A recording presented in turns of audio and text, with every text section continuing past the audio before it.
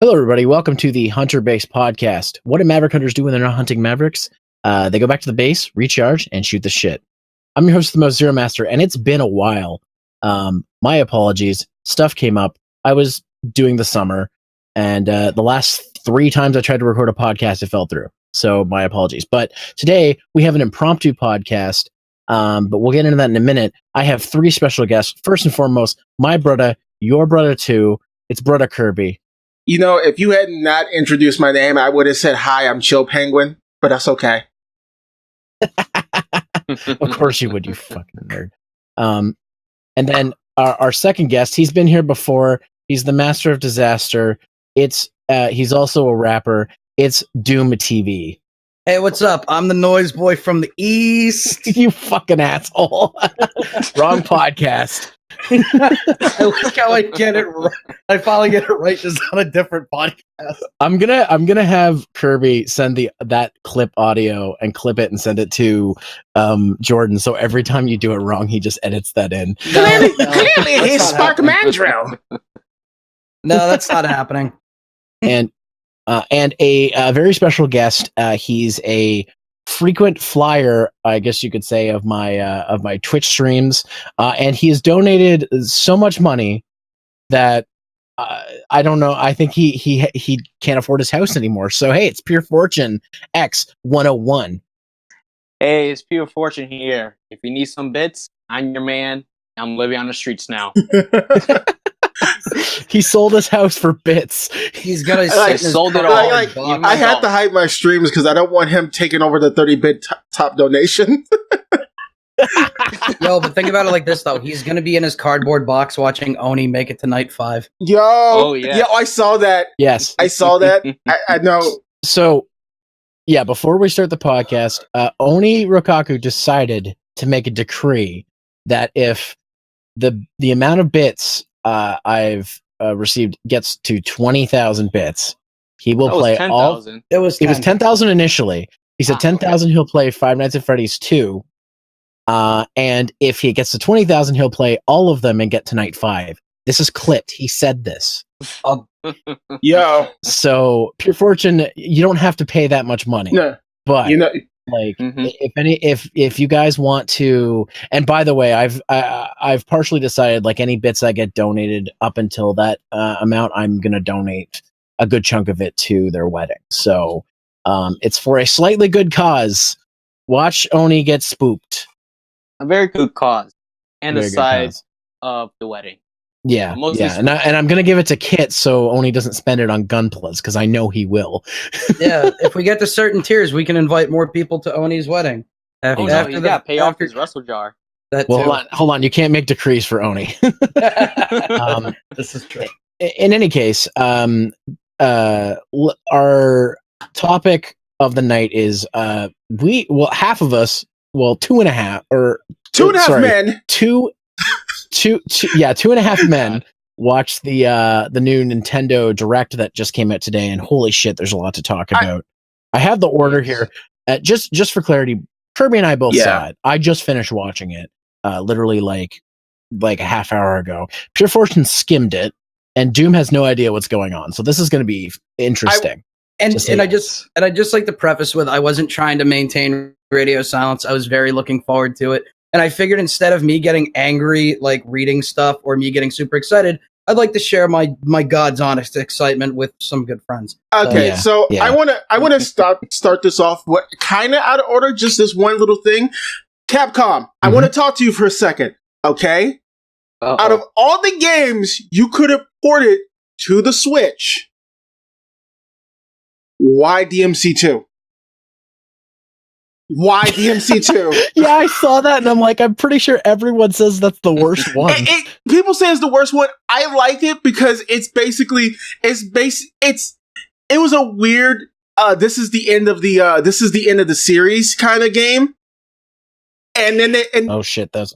And then it was like, oh, we're going to make 3, and then we're going to make 4, and 4 came after 2, and 4 came before 2, and all that kind of stuff. And I was just like, stop that.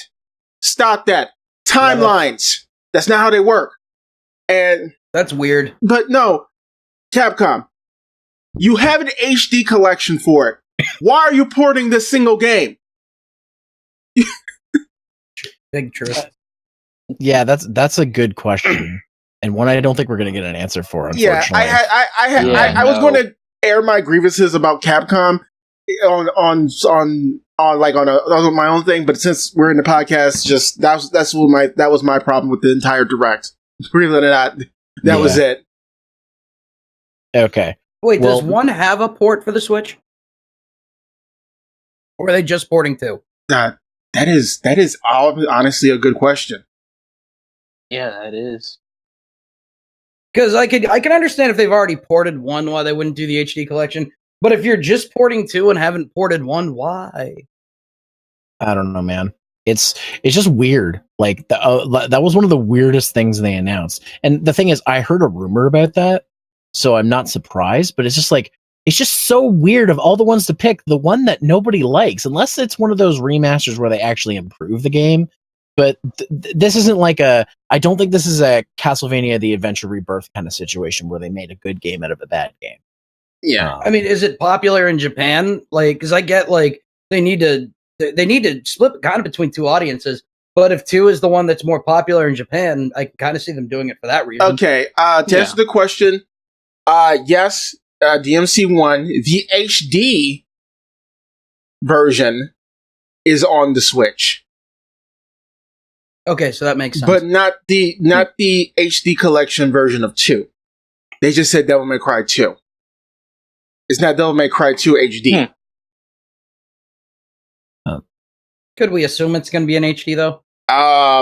Well, I mean, hopefully, yeah. Like I play on, especially since I'm on the Switch. Like I play on Onimusha, which is another Capcom game that was ported off of the RE4 engine, and was it RE4? It was RE3. It was RE3. I think it was RE3 engine. I can't remember. Yeah, it was one of them. And even though it's HD, it's kind of pixelated on the Switch. Yeah. So it's about as HD the Switch can get. Well, I mean, we'll see what happens. Maybe they've put improvements. Who knows? But like of all the games, yeah, they shouldn't have picked Devil May Cry 2 to port. If not, if they were going to port anything, port the collection. Like that would have been probably the least effort thing for them to do. But yes, whatever. But on to the actual announcements. Yes. The first thing that got announced, which I knew it was eventually going to come, they announced Overwatch is now going to be on Switch. Oh yes, I heard. That's good. That's good reveal. That's good reveal. So, I'll pick that back up. And it's the Legendary Edition. And it's only $40, which is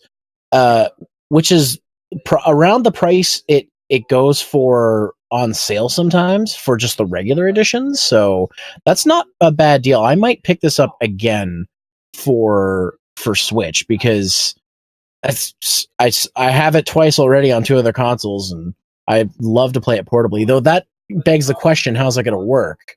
Because it's going to be like it's an online game, but I mean, so is Paladins, and that works in portable mode, kind of. So I don't know. We'll see what happens. It does say here, apparently it comes with I don't know if that's it's hard to see because the image is so small. If it's a 3 months of Nintendo Online or something. It comes with, it says includes Nintendo Online, but I can't read the text because the image is so fucking small. But yeah, Overwatch is finally coming to Switch. I knew it was going to happen, and it's coming out the 15th of October. I can't wait for the Nintendo exclusive skins like Super Mario Sunshine. That one's probably going to be good. Legend of Zelda Sword Boy will probably also happen. We will probably get like a Samus. I can't remember her name now because it's been a while. Who's the really buff Russian chick? Valia? Frick. Yeah, probably like unless you get anybody else that a Samus one would go with. Probably Diva. Oh, dude, I want to know what Diva skin. I want to know what Diva skin's going to be out there. Bowser, like a Bowser style mech. It'll be Bowser style mech, probably. Oh god, and she has a Bowsette costume. That'd be fucking amazing. Oh my god! Seriously, whatever the hell your name is that runs Overwatch, I don't remember your name anymore. Jeff Kaplan. Thank you. Yeah. We meant same time we did that. That was cool. Please listen to this and take our ideas. I want to fucking see Diva in a Bowsette costume. That'd be cool, cute as hell. Every girl gets one. Kirby, you're more recent to Overwatch. I think I pushed you into it in the last year. What are your thoughts of it finally coming to Switch? It was an inevitability. I think it's an okay thing to do, to put on an okay thing to put on the Switch. A lot of multiplayer games do work well, especially on different consoles and stuff like that. My main problem with Overwatch is that it's lacking, and this is my same problem with Paladins, is lacking with crossplay, which is now becoming more prevalent. A lot of games are building in crossplay. So unless when they launch this this Legendary Edition, as I say, we're going to start doing crossplay, it's just going to be another Overwatch game, and it's worth the price. It's still a fun game. It's just I'm of the mind now that if you're going to do multiplayer games, especially like really popular online multiplayer games, they have to have some form of crossplay. You know what my thought is? Mm-hmm. They probably released this port so late in the game's life, because this game came out in 2016. Remember? Yeah. My thought is they're doing this to up the hype of Overwatch again for when Overwatch 2 finally comes out, and that one will probably have crossplay. I have a feeling that's what's going to happen, because, I mean, there's been, of course, nothing's confirmed, but there's been supposed leaks that Overwatch 2 is in development, and that it's probably going to come out, it's probably going to get announced within the next year or so. So this is probably to say to people, now it's on Switch, and now people are going to add a new player base to it, and then maybe Overwatch 2 will be multi-system, and then you can just use the crossplay with it, right? So, can I ask a quick question, and without spoiling future things that we're going to bring up? Was there a big presence of Rare, because Rare's owned by Xbox, correct? At this direct, not really. Well, my thought process was, because there were rumblings and grumblings that Xbox and Nintendo were going to come together for some form of because there's really no good chat system. I know that they were going to lease Nintendo some stuff for Xbox Live, I was pretty sure, if I remember reading that correctly. Yeah, Xbox Live is supposed to be coming to the Switch, but they haven't announced when it's coming. So they've been very quiet about it. I mean, I think Sony is going to stay on their island of their own, but I feel like porting Overwatch to the Switch, if it can run on par with like an Xbox One, I can definitely see some crossplay. Because I know they already had crossplay for like Fortnite for the Switch that you can play with like PC and Xbox. So I think Kirby, that's where we're going to get the crossplay aspect, is from the Xbox side of things. Well, it just, I guess, with Fortnite, and this also goes with a game that was later announced in the thing, and I can actually say it because this game has been out. Dauntless. I knew you were going to say Dauntless. Yeah. That already had crossplay in it. They started with Fortnite, and then Dauntless got updated for crossplay, and you can play it with Xbox and PlayStation 4 and stuff like that, and then later on the Switch, which is going to be pretty interesting. Hopefully, we'll get more people to play. I'll get more people to play Dauntless with me, instead of me playing every once in the blue moon and be like, playing solo sucks. It's the thing. It's like every time I go to, I'm like, okay, I can play Dauntless now. Like the Iceborne's coming out, so it's like all my energy of a Monster Hunter game is going to probably be going into Iceborne. Yeah. But when I get bored of that, I'm probably going to go finally try Dauntless. And the fact that it's on the Switch is great. Now, is it cross-platform? I can't remember. It is. Like, it is cross-platform. It has cross-save as well? Yes, cross-play save, cross-platform. Okay, that's perfect, because if I do eventually start playing it, I may want to play it on both PS4 and Switch. So I could do that. Yeah. As Overwatch, they're having 14 character skins and a 3-month subscription for Nintendo Switch online. You are right about that. Oh, it comes with skins, eh? Okay, I'm going to rate this a get so far. Yeah. You guys can rate this how you would like, but this is a strong get for me. This is a strong get for me too. I'm not too partial on buying games for that I already own for multiple consoles. I've only done it for maybe 1 or 2 games, and hit like maybe 3 games and stuff like that. But like I'd say it's a get. It's just not a high priority yet. I'm really curious how that game works with a GameCube controller. Oh, yeah, that'd be interesting. I don't like the GameCube controller, but I know a lot of people who do, decent. And I think they would have a fun time with it. You know what? I just want to use my SN30 Pro with Overwatch. I think that would be fun. But anyway, so let's move on to the next game. So they showed a little bit more of Luigi's Mansion 3, and its release date is going to be October 31st, which... No shock there. No shock there. It's Spoopy Day. No shock. Pun intended. But yeah, they showed one thing that I think I want to highlight is like they showed how expansive like the mansions are going to be. Like there's one that's going to be in a pyramid. There's one that's like an underground like what is it, like a dwarf cafe or something, or a dwarf pub in one of them, and one of them's like a ghost ship. I think that's really cool that they're really expanding on the game. Plus, it also has. Sorry, also the one in the disco. Yeah, what? The disco. There's a disco level. Yep, that's pretty cool. Also, they announced 8-player multiplayer. Yeah, locally. It's called I think it's called the Scare Coaster. I think that mode is called. Oh, the one where everybody catches ghosts. Yeah, the 8-player mode. I think it's called Scare Coaster. I could be wrong. I'm not 100% sure. But in any case, like that's insane. Like they're I'm not a big Luigi's Mansion fan. I've always been curious about the series, and I actually recently picked up the second game because it was EB Games was slashing the price on a bunch of 3DS games, and that one was down to $20 for a new copy. So I'm like, what the fuck? Why not? So I picked that up. I will say this from personal experience. I've played Luigi's Mansion 2 and stuff like that. That was actually my first Luigi's Mansion game. I say pick it up. Like if you guys haven't picked it up yet, pick up Luigi's Mansions 2. I would say the original is legendary.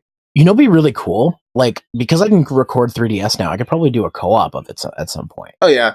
I mean, I'm not sure how well my 3DS will work to even play the game right now, because I have a really old 3DS. So, like, I have, like, first generation 3DS. And I haven't touched it in a while, so. I just got a regular 2DS. I don't have one, I just have the Switch. But yeah, anything else you guys want to say about Luigi's Mansion? You described a lot of set pieces that sound like a lot of fun. I like the idea of it not just being Luigi's Mansion, but Luigi's Big World Ghost Adventure. Yes, I really like the idea of that. It's Mario. As Mario is missing, but with Ghost. No, I can't. Yo, don't say that, because that's gonna be in a Did You Know Gaming, because that's somehow true. Oh God. Yeah. That would make me really want to pick up a Nintendo Switch. Did you know that Mario was missing later spawned the Luigi's Mansion 3rd game? Except instead of having to learn facts, you just catch ghosts. Did you know that Luigi's Mansion 3 is only the 4th or 5th game that Mario has gone missing? So the next thing that got announced was Super Kirby Clash. I think probably Kirby and I are the only two who care about this one. Yeah, no, I saw that was on the list, and I was just like, oh, wait, that's on the list. Let me get up and get my 3DS so I can download it. I played the 3DS one a little bit, and from what I recall, it's basically boss battles, like multiplayer boss battles in Kirby, which is neat. And it's a free game. They call it free to start, which means there probably is like paywalls in there somewhere. But I mean, it's just a cute little game. If you like the boss fights in Kirby games, it's neat, and it's out now. Yeah. So I'm probably gonna get that and try it at least a little bit. Like I'm not gonna lie, Kirby. I'm not gonna lie. There might be a stream where we just play this fucking game. And that's on the Switch and the 3DS? The 3DS version, the 3DS is a different game, but the first game in this Kirby Clash series came out in the 3DS years ago, and this one is now a Switch one, this new one. and it's free to download. So I'm probably gonna also pick that up. Yeah, I mean it's free. Why not try it out, right? So Absolutely, yeah, true. There's nothing wrong with free. They did show. Kirby, is there anything else you want to say about that, or No. I'm going on a crusade to kill everyone to get my cake back. That's all I got to say about that. I don't blame. So they showed a new trailer for Trials of Mana Remake, and they showed off a lot of new features, such as like customizations, and there's like a light and dark path, and honestly, it looks really cool. I mean, I already decided I was going to pre-order this one, but like this just adds more that I can take a look at. But yeah, it's not, the thing is, it's not coming until April next year. So this game is a long ways off before it comes out. Luckily, like I did get the collection so I could play the original version, but that's a lot of things I want to say, not only for this direct, but for a lot of games that have been slated to come out. They've been pushing a lot of these release dates back to 2020, and believe it or not, I appreciate that. And yeah, because there's a lot of stuff that's come out this year already. Like the entire year, I've been going over what's going to go in my top 10 games of 2019 list, and like I have to keep adjusting what I'm going to put on the list because new stuff keeps coming out, and I keep finding like new stuff I enjoy. So I'm okay if they start moving stuff to 2020. Yeah, it's just like I look at it like this. It's like that means a lot of these games are, they have time to be worked on. They're not being pressured to be put out immediately. Yeah.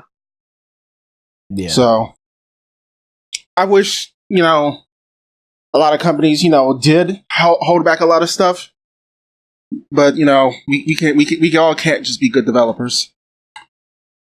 Yeah. Do you guys have any thoughts on Trials of Mana? I have never played a Mana game before, and I'm disappointed in myself. Really? Same. I'm disappointed in me because, like, I've always heard that these are really good games. I've never finished one, but I've played Sword of Mana, Secret of Mana, and one of the later ones I played. Like I've never finished. I've gotten close to finishing one of them, but I've never finished them. The collection of Mana is like a great place to start because you get the first 3 games, which is nice. Even though the first game's kind of broken, but like Secret of Mana, like people say that that's the best game in the series. And some people even say Seiken Densetsu 3, well, now we know as Trials of Mana is the best in the series. So that's those are like, and a lot of people are getting to play those games for the first time now. So the series is really seeing a revival now, which is good because there's it's kind of been, I wouldn't say it's been dormant, but it hasn't been as popular as it used to be because they were making games up until I think the PS2 for this series. So. I'll be real with you. I didn't know what it was until I got the SNES Classic. And I tried that one out. It's pretty all right. So I think that might be where a lot of the resurgence is coming from, just because I never saw it as a kid, and I bet I wasn't the only one. So it's one of those games that became a cult, that had got a cult following like years after it came out, because the Square games weren't big sellers back in the day, like in the 80s and 90s. They weren't huge sellers. They were the best selling RPGs on a console, but like they still weren't huge sellers. Like Mario 3 sells 30 million units, and like Secret of Mana sold less than 500,000. So that's the difference of what people would buy, for example. So, but in any case, the next thing they showed is they're porting a port of Return to Obra Dinn's getting on the Switch, which is a game I've seen before and I've been interested in. It's like I just want to point this out for those who frequent YouTube and stuff like that. Yahtzee of the Escapist magazine swears by this game. It's one of his favorite games. So I've seen shit about this game. This looks really cool. I like the way it looks. Very stylistic. It's a murder mystery where you use time to go back in time and see the events. It's really interesting. I'll put that down as a get for sure. Then It's interesting because it's done in like a dot matrix black and white. So it's almost like if the entire game looked like if they did a 3D game on the Game Boy, essentially. Yeah. Oh god. I'm looking at a lot of the art from it. It's really impressive, to be completely frank. Yeah. I remember when it came out on PC, I'm like, oh, this looks really cool. I want to check this out. And then now that it's on Switch, I'm like, shit, now I need to get it. Gotta get it. A little brief update. I did go on to the Nintendo eShop to look at Devil May Cry 2. We talked about this earlier, if you remember. It is not the HD version. It's just a port. So I am doubly confused and upset at this. Nintendo, what the fuck are you doing? It's not even Nintendo. I don't think it. A lot of things, apparently. I don't think that's Nintendo. I think that's Capcom. Yeah, Capcom, what the fuck? The game Capcom's like, fuck no, dog, what's the worst rated Devil May Cry game? 2. Sweet, we're going to port that one to the Switch. Oh, you mean remaster it? No. We're going to take the PS2 version, put it on the Switch. Oh, God, just port number 3. I love that one.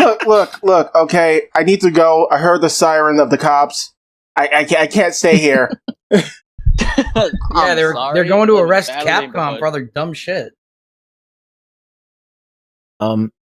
But some release dates of stuff we've already talked about. Overwatch is being released. Estimated release date is on the 15th of October. Yep.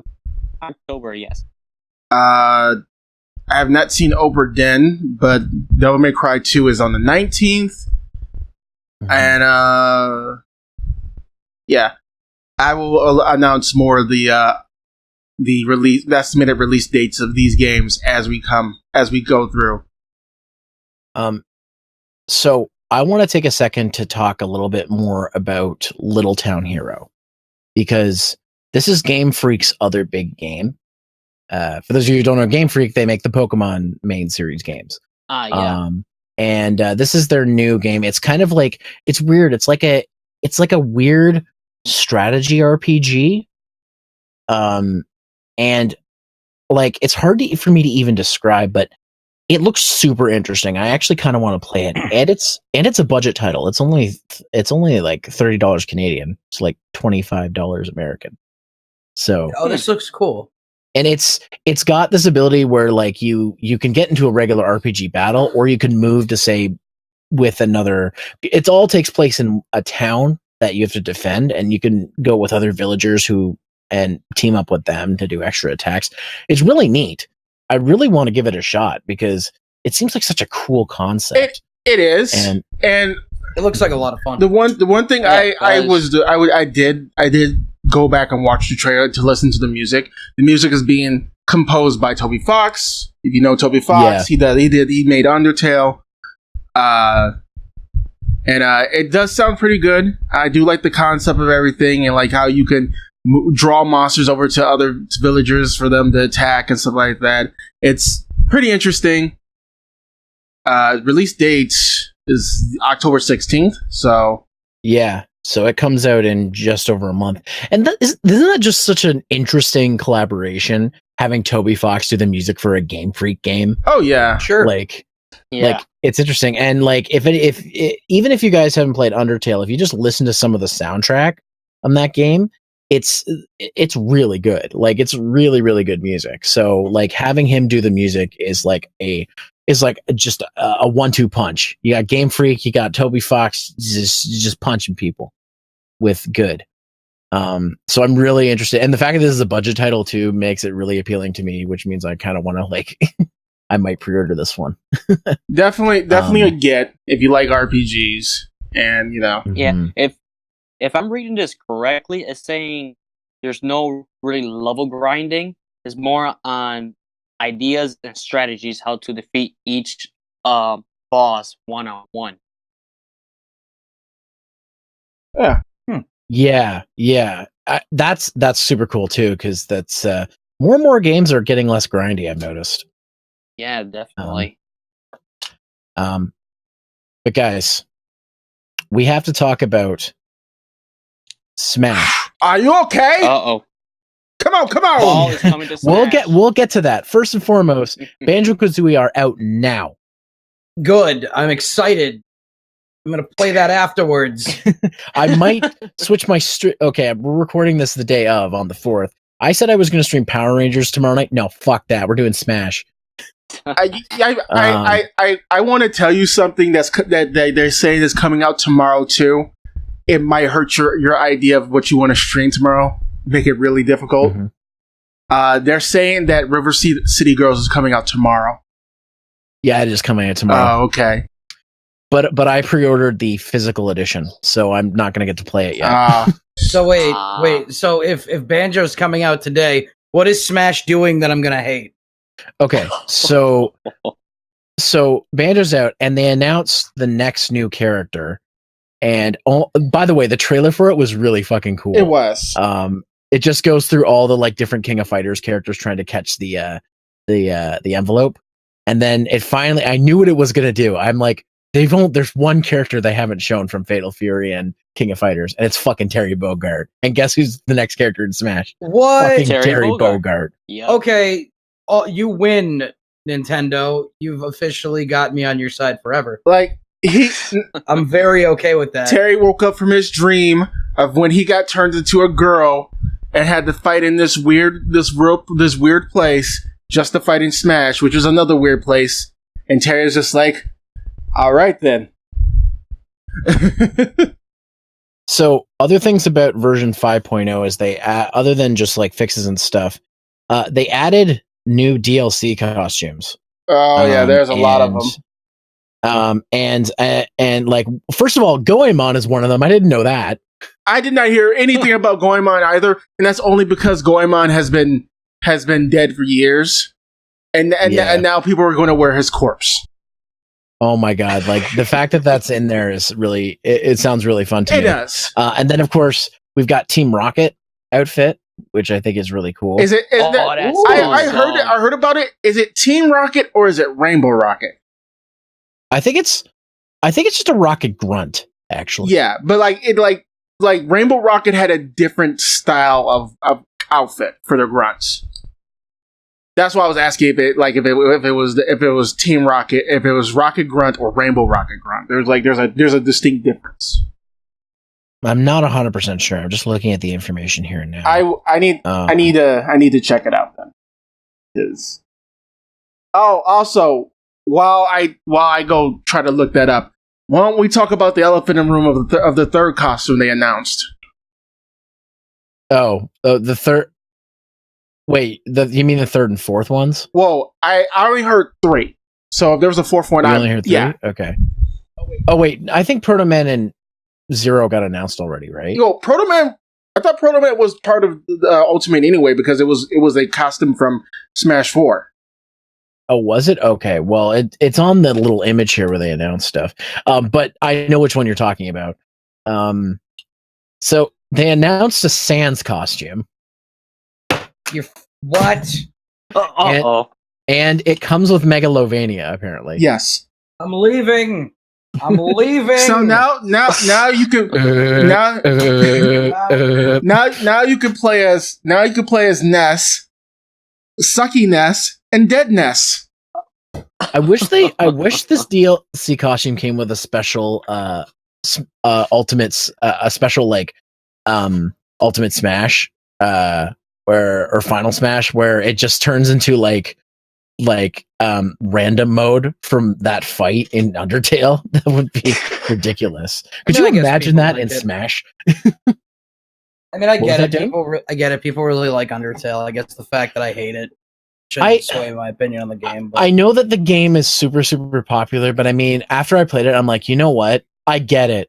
It's a really good game. I want to hate on it because people obsess over it, but I can't help it. The game's actually really fucking good. So yeah, who would have thought this weird bullet hell RPG would be like great? I guess I've only played a bit of it. It's fine. I'm just every time I play as Sans, I'm gonna make Vegeta 3986 do his voice and tell bad puns. So again, he's not like a character. Is he a full character coming soon? It's a costume. It's a costume. For it's just a costume. Fighters. Yeah. Okay, so I don't hate that as much. So Toby Fox actually tweeted this out since I do have this tweet sitting here. As this was a note. Toby Fox tweeted out, I wrote more beforehand, but I am so shocked that Sakurai-san talked about our meeting. If he's going to mention me, then I'm going to have to tell everyone that we listened to a CD of Smash music as he drove me home in his car, which I kept calling his Batmobile. That's cool. I could see Sakurai owning a Batmobile. I mean, all right, I'm going to have to make some Miis for tomorrow night's Smash. Speaking of Sakurai, can I just bring this up? In media and dank memes, there's two things about this picture that make me weird. The one thing is that's clearly not a picture of Sakurai, and I pulled that off of Google. Oh, that's a recurring thing. Whenever Sakurai starts trending, that picture pops up. Kirby, can you please edit that in? And can we also just make a quick point that I really didn't think his name was Matthew Patrick? That's so fucking weird to me. He has two first names. Yeah, I don't know why. I just thought like his name was Matt Pat. Like his parents couldn't figure out what the fuck to call him. Hey man, I have a friend who one of his parents wanted to call him Kyle, and the other one wanted to call him Tyler, so he's just Kyler. Oh. Back on topic. I'm sorry. So, is there anything else you guys want to talk about with Smash? Pure Fortune, you haven't said much. Anything you want to add? Basically, is make me really want to buy a Switch right now, and I wish I had the money for it. Keep donating. Yeah, you're not going to be able to save up. I gotta make it rain bits somehow. Yeah, we'll get you that Switch one day, son, right into your cardboard box. Oh, thanks, Father. Oh yeah, I forgot you're his dad. In the Zero Streams timeline. That game's gonna happen. Zero Stream. That game is gonna happen. I'm really excited after this is all said and done. I don't care that I have to work at 8 a.m. I'm gonna play Banjo and learn how to play him. I'm very excited. I did not know he was getting dropped today, but I'm very excited. Very cool, Sakurai. But very, very cool. I want to point this out. I want to point this out, and wait, what? And I want to say this before we move on to the next announcement. That I got into an argument about Terry Bogard being announced, and I want to point out that yes, while there's people who do get leaks from Nintendo or whatever this like that, unless people are willing to show proof or something like that, I'm not going to believe them. Dude, you know what I just realized? What? The leak was actually true. It what? I was just about to ask if that fucking dude was right about this one too, because I never saw it. Yeah, but it's unless you know anything about the Fatal Fury lore, you had no idea this was coming. Yeah, but like, I hope they give him the alternate chick costume too. Because didn't the leak say something like some female character no one's gonna want? Yeah, it was like some character that that people are gonna be surprised by, and there's like a mech suit, and then everyone thought Diva, and I think that's what spawned people into this Overwatch thing that it was coming to Switch. Yeah, like more so in the past couple of weeks. No, like, but no, I just wanted to clear this air here and stuff like that. I understand that there are people who get these leaks and stuff like that, and they might tweet about it, or they might post it on some forums or on 4chan or whatever and stuff like that. I consider that just word of mouth. And unless you show research, I'm not going to believe it. Because I've been told plenty of things that might come out and been misled and look stupid when I share this information. I have to get research now. I need to have proof. Show proof of your work. They taught us this in school. Show proof of your work. And Wikipedia is not a source. Yeah. Even though all of us use it. Right? Yep. So I'm glad that anyways. No, go ahead. I'm glad that Terry's in the game. Like a lot of people, like King of Fighters was good. It was popped off. King of Fighters 14 was pretty good, and then it slowly died and stuff like that. And King of Fighters 15 was announced, which is really good. And the SNK Heroines, I still want to get that game. It's so good. And stuff like that. I'm glad that SNK is getting love and support. Though I gotta say, the fucking 40th anniversary pack sucks. I'm glad I got that game at like I didn't pay $60 for that fucking game because there's like because the SNK like pack, it doesn't have like half the game. It has less than half the games I want in it. It just has weird obscure arcade games. I mean, all great because they're games that some of them haven't had a re-release. But like, man, they didn't put any of the classics on that thing. But whatever. There's no King of Fighters on it. There's no Fatal Fury. There's no fucking Metal Slug in a collection of SNK games. I'm very confused. But anyways, enough about bitching about SNK's collections. They showed a little bit more of the Link's Awakening remake, which is coming out soon. Very excited. I have a pre-ordered physical copy, so I am very excited for this game.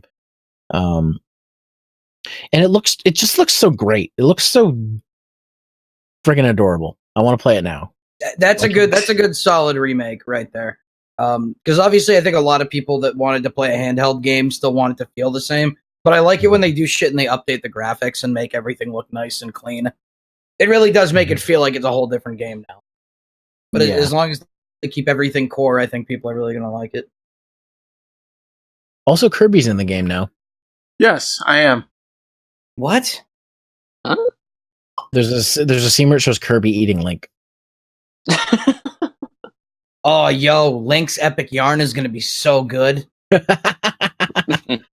Yo, would you hate on an epic? I love that aesthetic. I don't know why Nintendo doesn't do more with that. Dude, Yoshi's Woolly World was legitimately one of my favorite Yoshi games. My eyes didn't stop smiling. It was so much fun. I need to get the new one, Crafted World, because it looks fun. Nintendo, make stuff that looks like an Afghan on my grandmother's couch, please. And that's the type of blanket that it is, by the way. I thank you for specifying that. I also need to realize that that's, I think, a regional term. So, okay, well, at least you specified. Thank you for that. It's a very nice blanket. Pure Kirby. Any other thoughts on Link's Awakening remake? No other thoughts for me. Like, I really love how they did with the graphics. It's Link's Awakening. I'm going to get it because I'm a Zelda nerd. Yeah, me too. And so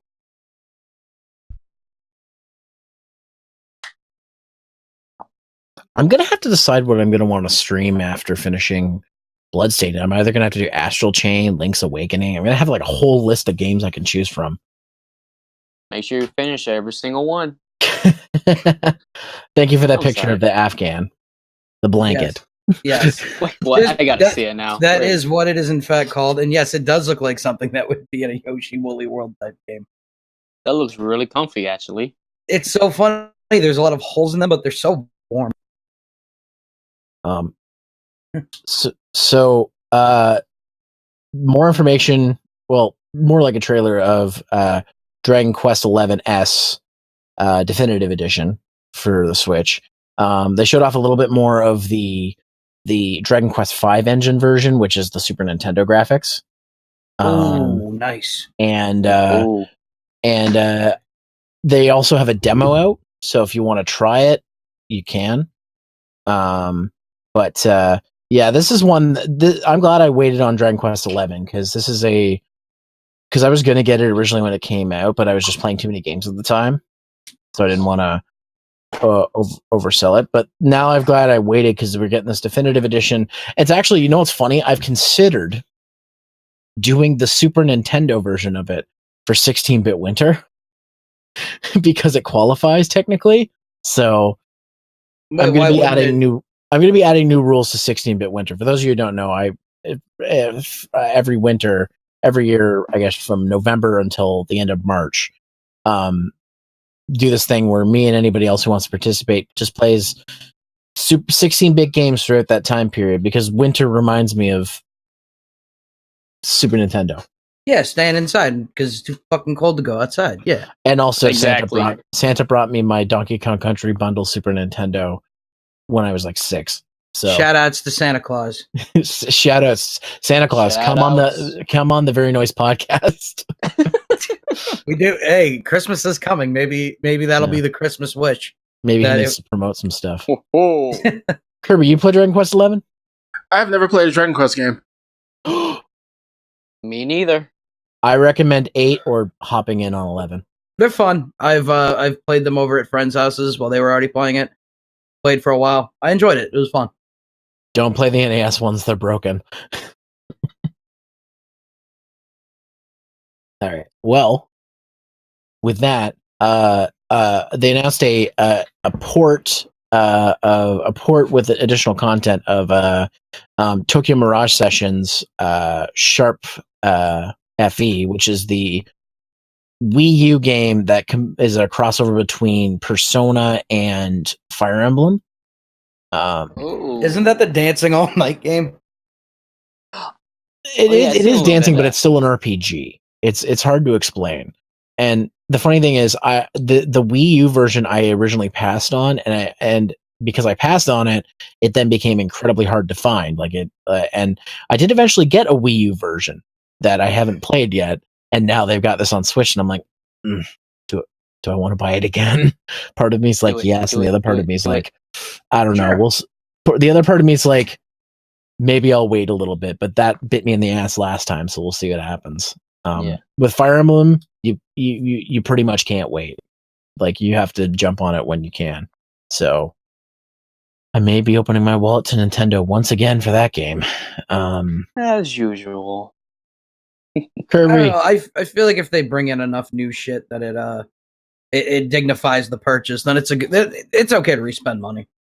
Yeah, it's a fairly interesting RPG. Kirby, did you ever play it? Yeah, I played it. I got pretty far in it too. I was thinking about picking it up and finishing it earlier tonight. And you do it on a Sorry, no, never mind. Go ahead. I said I might do it for a stream or something. That'd be really cool, actually. Very cool, Kanye. Very cool, Kanye. Very cool. Very cool. I don't want to talk about him. Very cool, Kirby. Yes, Kirby. If you guys like tasty food, I'm Kirby. I'm Kirby. I play the games, and I'm the greatest. The nice thing though is this doesn't come out till January 17th, so I won't have to bust open my wallet just yet. And you might even get Christmas money to pick that up. That is true. That is true. Very cool, Doom. Very cool. Very cool, Zero. Very cool. I'm kind of shocked by this next one. Deadly Premonition 2 is coming to the Switch. And Deadly Premonition's Origins, which is the remastered of the first one. Yeah, so they're putting the second game on there. Is this new, by the way? Is this a new Deadly Premonition game? Two. I have a feeling it is. Yeah, it is. So excuse me. They announced that the second Deadly Premonition is coming to Switch sometime in 2020, and they're releasing that remaster of the first game on it too. Deadly Premonitions is a game that I never played, but I've heard tons and tons of things about. And I'm very curious to try it out. Did Nintendo did they just Bayonetta Deadly Premonitions? They may have. Wait, is Deadly Premonitions made by Platinum? No, but it was like an Xbox 360, PlayStation 3 exclusive game. It was only on those. Kind of like Bayonetta was, and now we don't know if Deadly Premonition 2 is exclusive to the Switch, but if it is, I wouldn't be surprised because it was one of those games that like a lot of people liked, but it was kind of like a cult hit. And they did that with Bayonetta. Well, Bayonetta's kind of the same thing. Like, because a lot of mainstay guys that played games weren't playing Bayonetta. Like a lot of us were that liked those types of games. But I feel like that's also kind of a cult classic, in a sense, if that makes it. Yeah. Yeah, I'm happy to see it come back because it's a series that I keep hearing about. Well, it was one game. I like the first game. The first game was a lot of fun. And this one looks really interesting. I really want to try it out. But yeah, anything else you guys want to say on Deadly Premonition 2? I have. It's one of those series that I've heard about, but like, not a lot of people really play the game to show it off, to get it the attention. I'm glad that it's getting ported to the Switch, so everyone can try it. Yeah, I like that Nintendo's putting on their big boy pants and saying, "Yeah, we got horror games too. We can do this rated M thing too, guys." Now just exactly. Now just port the Fatal Frame game from Wii U to the Switch, and we'll all be happy.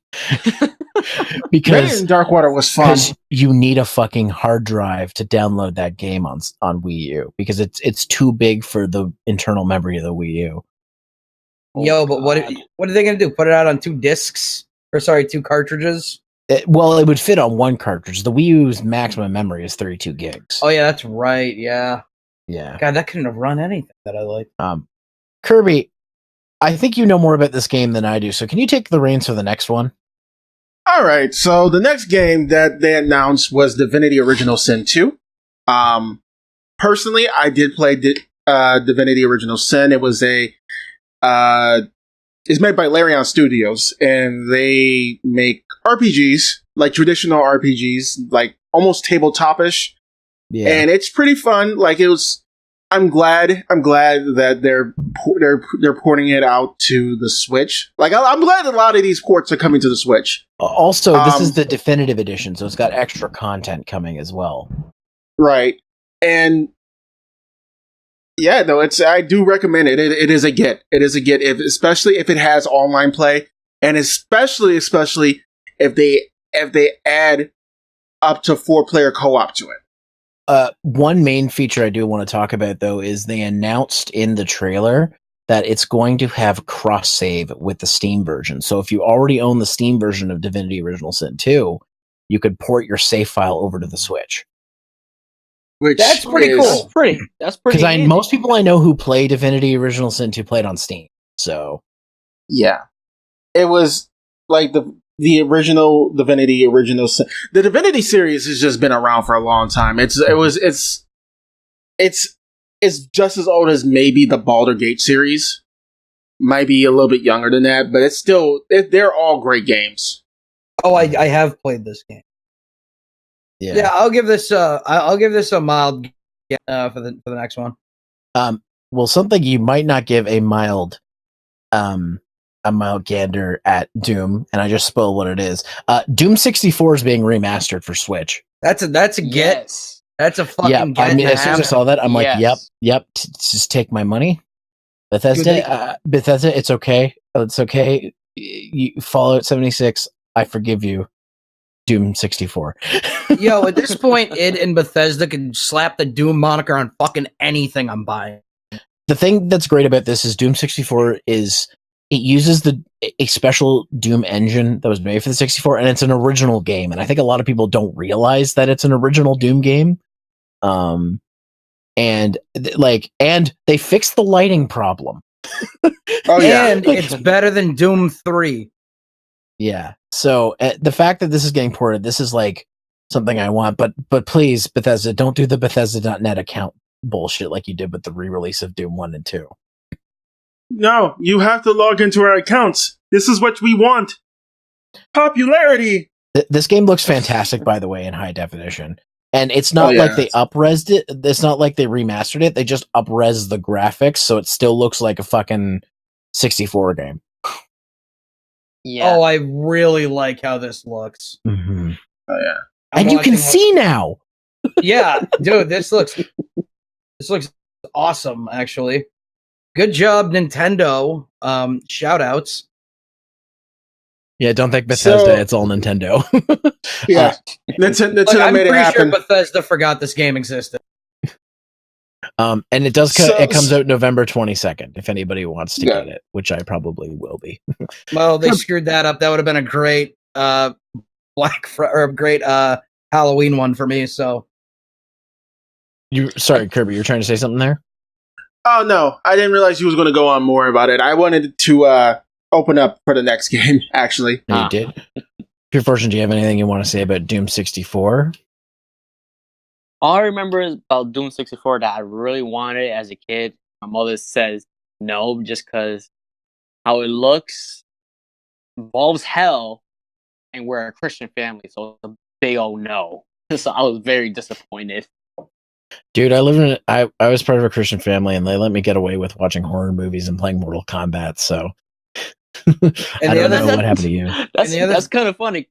So my mother loves horror movies. We did not have cable, and all we watched was horror movies. But I could not play these kind of games. Well, now I'm an adult, Mom, and I'm going to play Doom 64. Not on my roof. But yeah, Kirby, I think I'll let you take it away because I think we both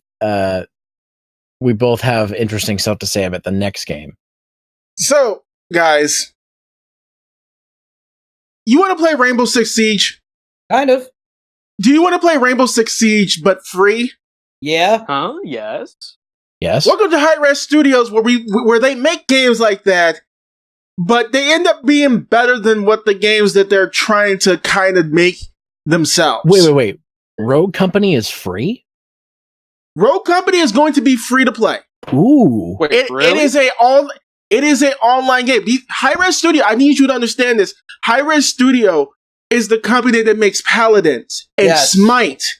Yes, it is. You're right. I noticed the name. I'm like, Hi-Res, what do they make? I know they make something. We were just talking about this a week ago. So it's going to be the way they plan it out.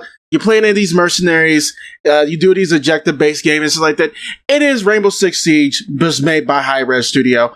I'm excited for it because, believe it or not, Hi-Res Studios, their games are usually fun, better than the games that are already in the genre. Oh, dude, that's not how. If Paladins is any indication of the quality, this is going to be fucking cool. Yeah. And before I get angry messages in the comment, oh my god, did you just say Paladin is greater than Overwatch? Did you? I didn't even hear you say that. No, but no, I said, whatever the genre they're in, and then Paladins and Overwatch always go compared. The difference between Paladins and Overwatch, and I want to say this now, is that Paladins have a wider variety of character and backstory and lore, while Overwatch is more centralized on maybe one or two conflicts, usually between the Overwatch and Talon and stuff like that.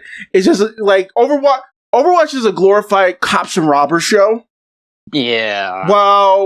While Paladins is more like, oh hey, we have this one chick who's a fox girl, and she's from the moon. She's the goddess of the moon. She's Sailor Moon.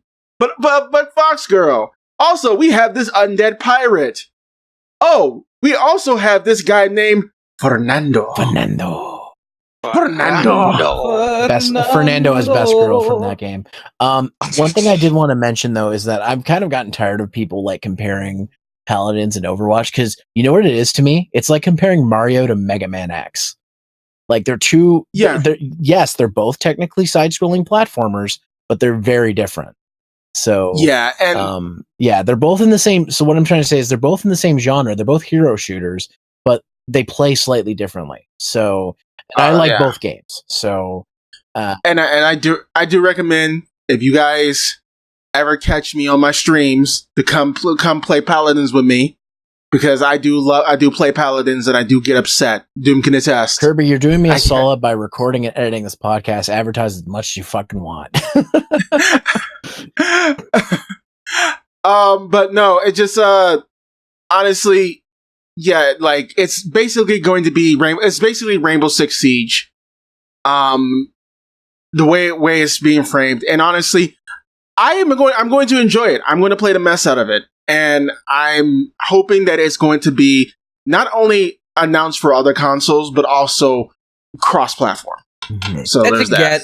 That's confirmed get for me then. I mean, it's free. Right? Yeah. And the thing is, I'm not a big fan of those kind of tactical shooters, but Rainbow Six Siege was the first one I actually thought I might pick that up at some point. But since this is free, like I'd love to go on missions with you guys and just like do stuff in this game. I think it'd be really fun.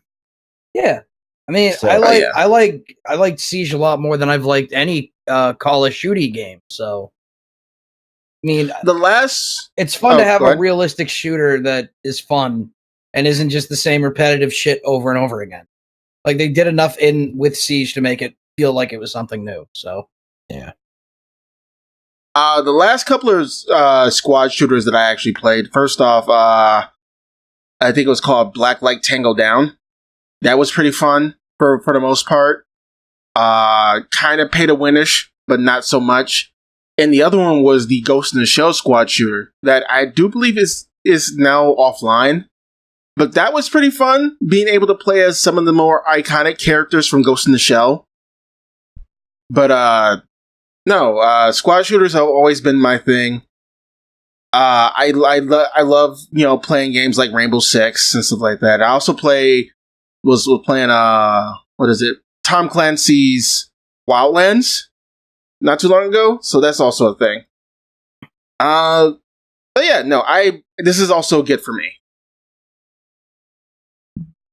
So, I think the next thing I want to talk about is something that people have been begging for a long time with Nintendo Switch Online. As of, I think, tomorrow? Or is it now? Yes, tomorrow. Yeah, tomorrow. No, it's tomorrow. Super Nintendo games are going to be added to the Nintendo Online. And they have online features as well. So I'll go really quickly over the list of games they've announced for the first wave. And again, these are totally free if you have a Nintendo Online subscription. So, which, if you're going to play games online anyways, these are basically just a free bonus. So the first list of games are as follows: Super Mario World, no one's surprised. Awesome. Super Mario World 2 Yoshi's Island. Fuck yeah. Super Mario Kart. Oh. The Legend of Zelda: A Link to the Past. Oh yes, most definitely that. Super Metroid. Mm-hmm. Star Fox. Yeah, that's cool though. F-Zero, which would be awesome. I wish it was 2-player. That'd be great, because online F-Zero would be sweet. This one was surprising because this is a game from my childhood, and apparently it's never been re-released. Stunt Race FX. I remember that one. It's not a good game, but I would love to play it with people and see how watch the frame rate go down to 2 frames per second. Pilot Wings, which is a classic. Relevant to Kirby and I, because we might let's play this. Kirby's Dream Land 3. Ooh. Oh yeah. Kirby's Dream Course, which I'm very happy that's on there. Very cool. Very cool. It's basically Kirby Golf. And it's amazing. I do love that one. That was a lot of fun when I was a kid. Super Ghouls and Ghosts, which is hard as balls, but I love that they showed the rewind feature, which they're adding to these SNES games like the SNES Classic, for this game specifically, because motherfuckers are going to be using that rewind feature on Super Ghouls and Ghosts. Rare made that one, right? No, that's Capcom. Oh, I'm sorry. This one really surprising to me. Demon's Crest. Yeah, not a lot of people know about Demon's Crest, and I'm glad that they're added it. I'll be honest, I've never fucking heard of it, and I'm interested. So it is the second or third Gargoyles Quest game. I think it's the third one. It's you play as a demon, and it's a side scroller where you play as a demon. Basically, it's pretty neat. Like, if you've ever seen the classic Ghouls and Ghosts, so Ghost Goblins, right? The Red Devil enemy and stuff like that. You play as that. Oh, and yeah, Firebrand. Yeah, play as Firebrand. Yeah. Oh, I was fucking thinking of Grabbed by the Ghoulies or something. Never mind. I know what fucking game you're talking about now. Yeah. No, Doom. How did you not know Rob Schneider was in fucking Demolition Man? But you know about fucking Grabbed by the Ghoulies. What the fuck? Because they re-released it on the Xbox with Perfect Dark. Shout out to Blondie. His review of Grabbed by the Ghoulies introduced me to that game. Anyways, next on the list, Super Soccer. Okay, it's soccer. That was not on my list, but it's soccer. What can you say about it? A Japanese only game which is coming, Super Puyo Puyo 2. Which I love Puyo Puyo. Dr. Robotnik's Mean Bean Machine or Kirby's Avalanche, this is the sequel essentially. I need Yeah, I love Puyo Puyo. I'm obsessed with that game.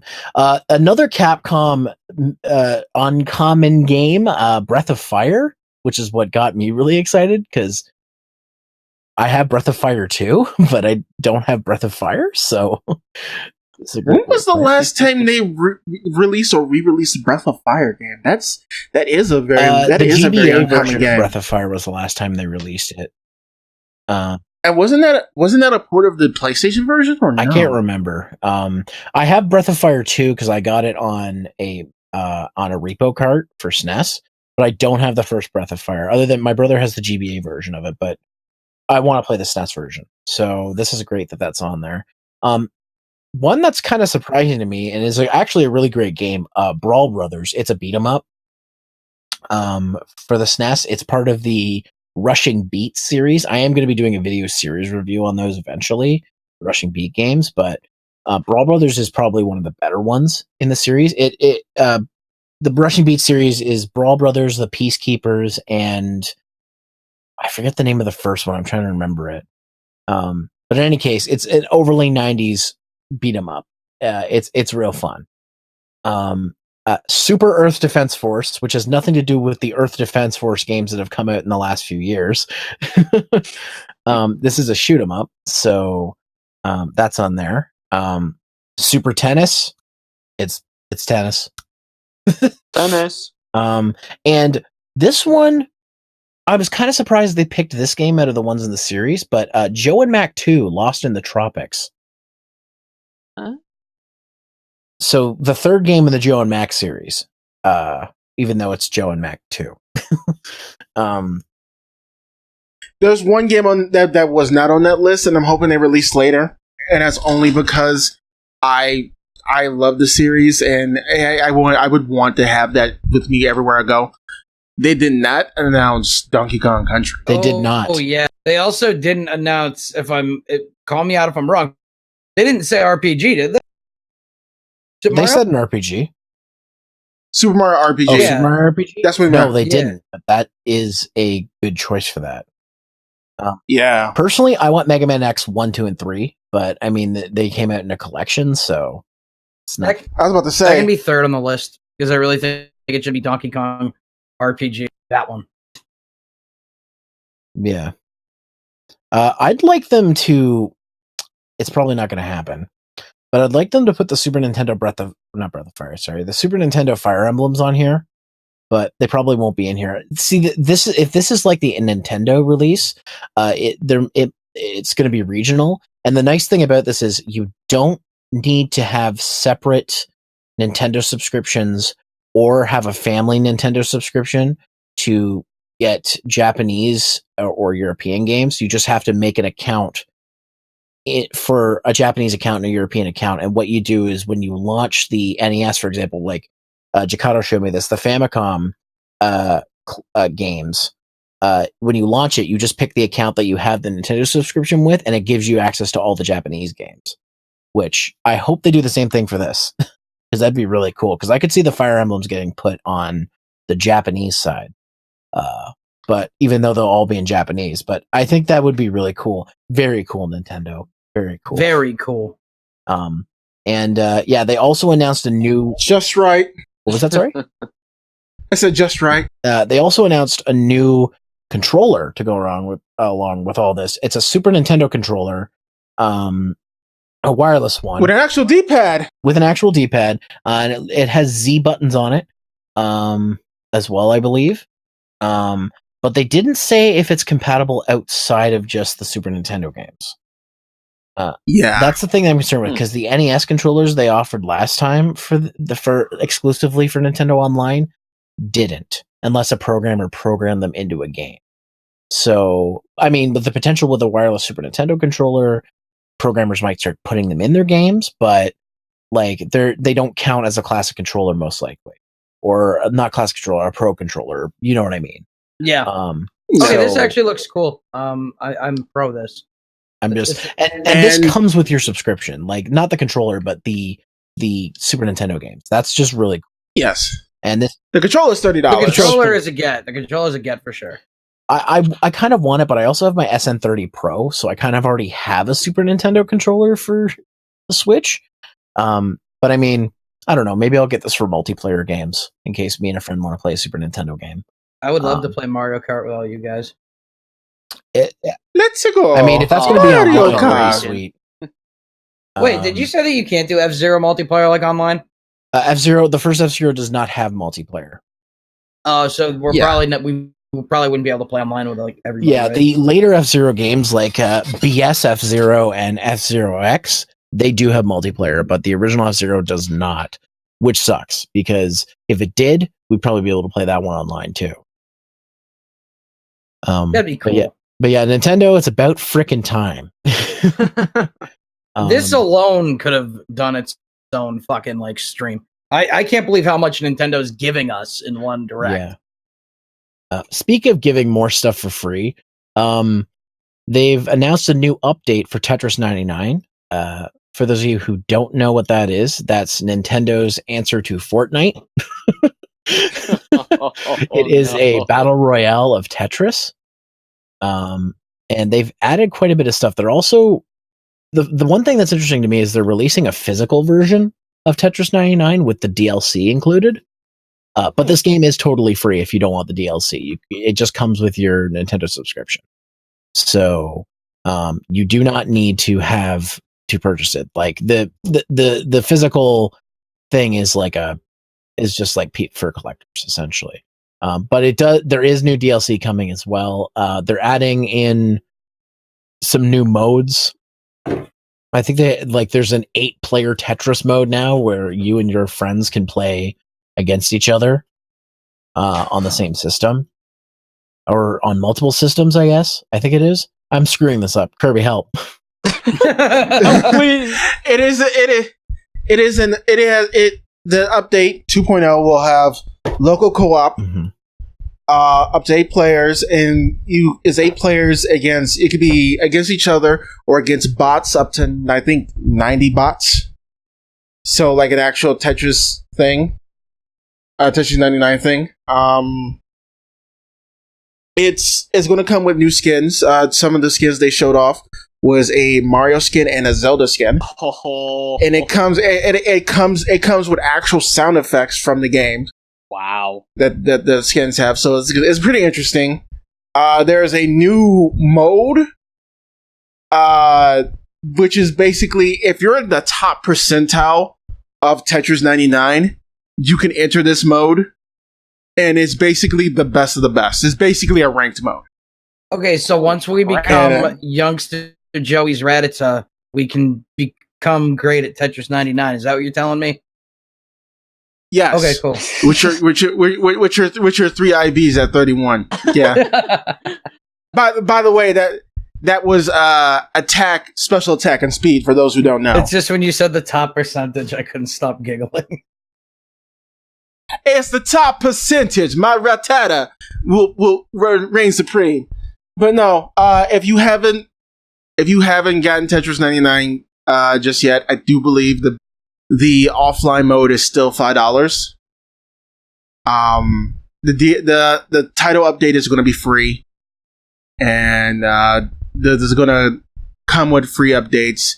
There is DLC, but it's a relatively cheap game if you want to invest in it. And if you don't, you can still play the base game Tetris 99. Yeah, so they're adding new stuff and updates to a free game essentially. Sorry, Doom, you were saying? Yes. No, I was gonna say I got mine for free. Because I was about to ask that because you guys are talking about a price point on it. I'm like, I don't remember paying for that. Yeah, no. Sorry, go ahead, Kirby. No, I was going to say it's free, but if you wanted to get like an offline mode with Tetris 99, which is basically you against nothing but computers and stuff like that, is good for practicing. It was $5. So basic Tetris is $5. Yes. Well, it throws some stuff in there, but okay. I'd pay $5 for Tetris. Like, Tetris is a cool game. That's my childhood right there. Right in the childhood, pure fortune. Right in the childhood. I played a lot. Till I literally took the handheld console apart, took 2 wires and stuck in a socket. Ooh. Yo, some nights when I'm laying in bed, my tinnitus sounds like Tetris music. like the same stuff. I don't know if it's just that's how I remember it, but it's kind of great. I love the music. Oh, now it's gonna be stuck on my head. Please stop. It's not as bad as the Dr. Mario song is stuck in my head for. This has been stuck in my head for last. Stop! Oh, that sounds. The problem with that is Brentalfloss ruined that song for me because I always hear his lyrics every time I hear it now. Yeah. Oh. Sorry. Go ahead. Go ahead. No. Go ahead. I was going to make a joke, but go ahead. We're on to the next game. On to the next game. So a game that no one except me is going to be excited for. Excuse you. Mario and Sonic at the Tokyo 2020 Olympic Games. Fuck off. Those games are fun. And by the way, I'm looking at the page for the game, and for some reason, the words Mario and Sonic are look like they up-resed a low quality GIF, but the rest of the logo looks fine. I don't know why the words Mario and Sonic are fucking low resed, but that's what it looks like. So this Christian's going to be all over that one. Look, I wish Jordan was here. He does the best Christian impression. It's coming out November 5th, and essentially this version, it's going to be like the other games where it's basically like a sports mini game collection, but they've added two major features that I think are very cool. Kanye. The first one is retro mode, where certain games will be in a retro style, and what that is all the Nintendo characters, all like Mario characters, are going to be in 8-bit, and all the Sonic characters are going to be in 16-bit to match the original systems. Really like that. That's really cool. It's really interesting. It just adds a whole new dynamic because now that means they've had to add like 2D stuff to the game. There might be like 2D special like sports challenges or something. That's really cool. Wait. I didn't really think about that for a second. That changes a lot of the games in general. Mm-hmm. No. I didn't really think about this because I saw that. I was thinking, yeah, that's pretty cool. And then I sat there. They're going to make actual 2D sprites of characters who weren't in the classic series. Mm-hmm.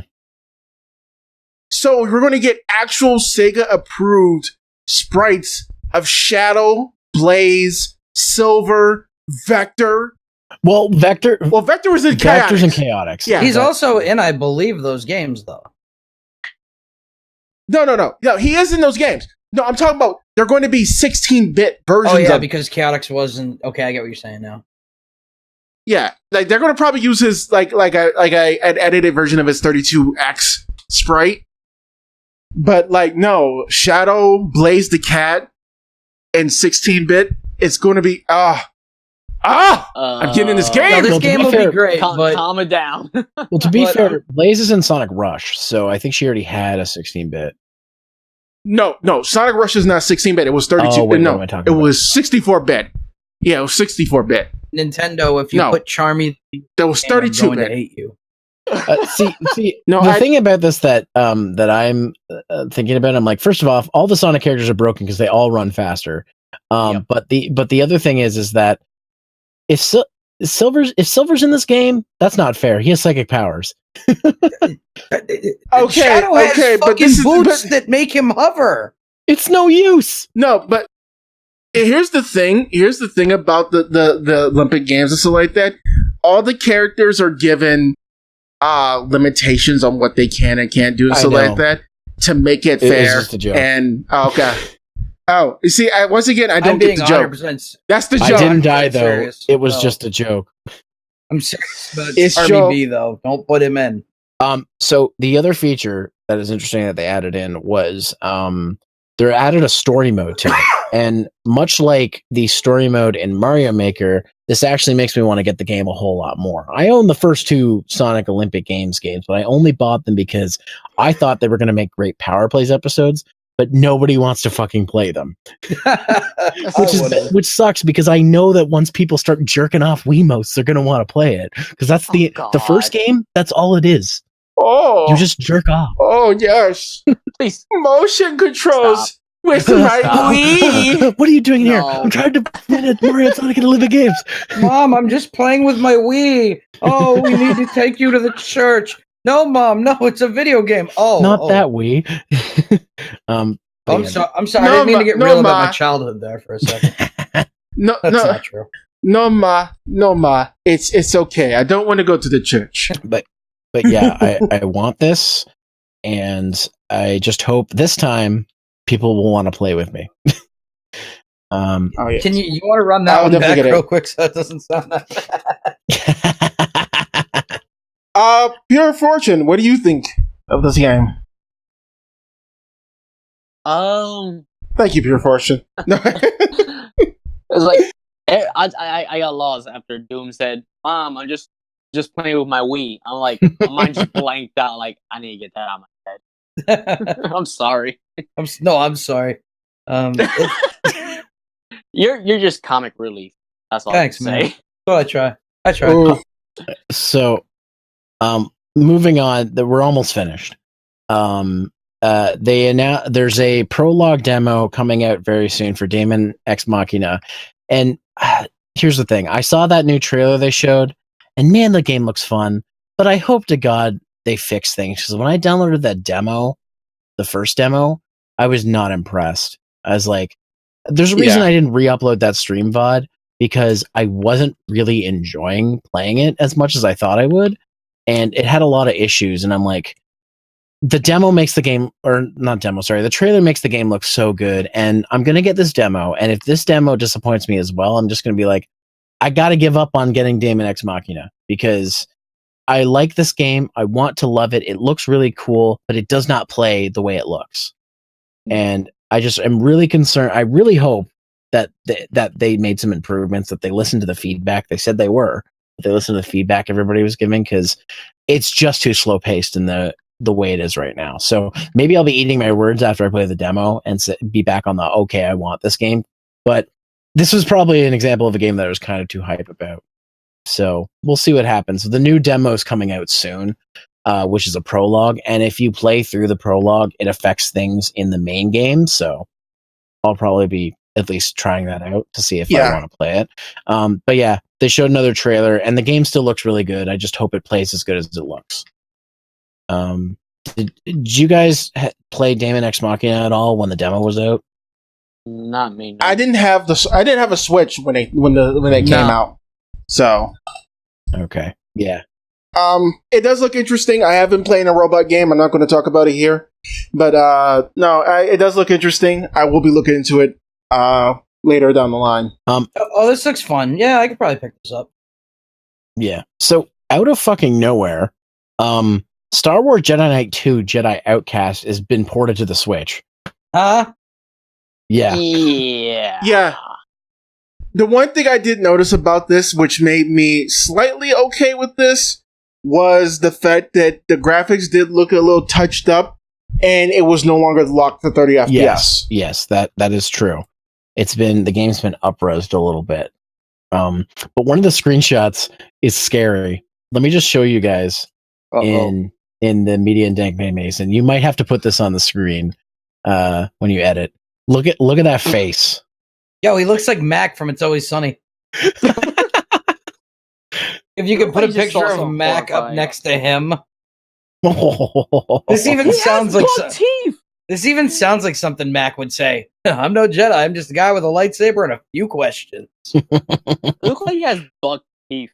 I'm sorry. I'm just zoomed in on that. You see, he opened up his mouth and it's just a Starlight pet.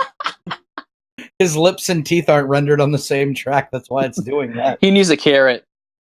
I see Bugs Bunny. God damn it! Look at that! Look, what the hell's up with that one guy in the background? The moon-faced asshole staring right at you. Who's doing it? I'm just going to shut up. I am not happy about this. Yes. This bar only has 2 stools. And it's just 1 bottle of alcohol we have to share between the 5 of us. And Jar Jar's cousin over there, Bar Binks, he runs the place. He's got more stools in this motherfucker. Yo, I just zoomed in on him, and he looks like he's really constipated right now. So they announced a few more collections as well. They showed a little bit more of the Witcher 3 Wild Hunt Definitive Edition coming to Switch. I'm mixed feelings on that one. Which is Witcher 3 with all the DLC essentially is coming to Switch. Yeah, I got some mixed feelings about that one. Yeah. Well, you know what? I'm sorry. I'll make this quick. They need to make a real miracle to make that game look as good and as well put together as it was on my PlayStation, but smaller. And I don't think they can do it. It's it's fine, I guess. I look at it like this. I'm glad that a lot of these games are getting ported to the Switch. I've said this plenty of times, like that. I personally don't care how bad it looks as long as it doesn't look too bad and is playable. Just get the game out there to more audience and more people. Support Project CD Red and stuff like that. Cyberpunk 2021 or whatever the fuck it's called is coming out. 2077 as hell. Yeah. You mean the game with Keanu Reeves very in well it? go on the Switch now if this sells well, guys. So yes, guys. Yeah. Yes, guys. We can definitely get Keanu Reeves in the Cyber Thieves. Very cool, Keanu. Very cool. Very cool. So the other one they announced was the Assassin's Creed Rebel Collection, which essentially it's Assassin's Creed 4 and Rogue, with all the DLC and new features for the Switch. I want to veto this one only because their new features was slated to be motion controls, and I'm just like, this game doesn't need motion controls. Yeah, no. Yeah, I'm okay with vetoing this too because it's fucking Assassin's Creed. I already have Black Flag on the Switch, or not on the Switch. Sorry, on the Brotherhood. It was a very good game. I liked it. Well, mostly just for the online because I believe that was when it first came. If you like it, it's probably your best. I don't mind it as Assassin's Creed. Why add motion controls to a game that is perfectly fine? That's my thing. The one of the other ones they announced, which we already mentioned briefly, Dauntless is coming to Switch, which is awesome, and I know Kirby's excited for sure. I can hear the excitement. Oh, didn't you hear that kind of excitement? Yeah. He's real excited, guys. Yeah. They're introducing a new weapon called Aether Strikers. They look like actual fighting gauntlets. So now you can punch monsters. And this You need a moment there. This sedates the Kirby. Need us to leave the room. 2 moments. Get out. No. Moving along, a few more rapid fire things they announced. Just Dance 2020, November 5th. Oh, I hate Just Dance. Is not coming to the Wii U. It's only coming to the Switch and Wii. Sure. Let's see. Grid Autosport, which is Codemaster's new game. I want to say, Codemasters racing games, Grid 2, really good games if you just like traditional racing games. It actually looks really good on the Switch, really too, I gotta say. And it comes out September 19th if you want a traditional racing game, because there's really a lack of that on the Switch, to be honest. And just kind of in general, for that matter. Mm-hmm. Unless, you got your, the your closest, Forzas and your other shit. The closest thing to a racing game on the Switch was this, it was a cartoonish race game simulator that I tried out not too long ago. Mm-hmm. I'll post a picture of it on the screen. Okay. Screen, but it was pretty fun for the most part. Very addictive, but not a lot of racing. Just a lot of micromanaging. It was a simulator. Are we discrediting Mario Kart and Crash Team Racing because? Well, those are kart racers. Those are different types of games. I always kind of put them and racers in the same. Any racing game, I always put in the same category. They are racing games, but real racing, outside of kart racers, racing games are almost simulators at this point. You look at Gran Turismo 5, just the amount of shit you can do. They never let you crash the cars, though. Yeah, but it's not NASCAR or Destruction Derby. If I want a realistic simulation, I want to feel what it feels like to bring that Tesla Roadster off the side of a mountain, dude. Give me a realistic experience. Well, in any case, the game that everybody wants to play on the Switch, Farming Simulator 20, is coming out December 3rd. Of course! No. A scary amount of people buy Farming Simulator. Yep. Yeah. I worked at GameStop, and not that a lot was of huge midnight for us. and not a lot of people buy corn. Gentlemen, Corn is good. behold, corn. Shut up. Am I talking about the food or am I talking about the band? Nobody knows. I Oh, bought damn it, way Grandpa. more of the food than the band in my lifetime. So September 20th, Ni no Kuni: Wrath of the White Witch, which is the port, the HD port of the first Ni no Kuni game coming to Switch. Heard about that. That was a get. I'm down. EA might not want to make games for the Switch anymore, but 2K is bringing NBA 2K20 September 6th to the Switch. Loot boxes, and all, unfortunately. Call of Cthulhu is coming October 8th. Fuck yeah. Oh, that game is so good. That game is so. As a big good. fan of the Thulu, I agree. This is a get. The Outer Worlds was announced, but it is to be announced for its date.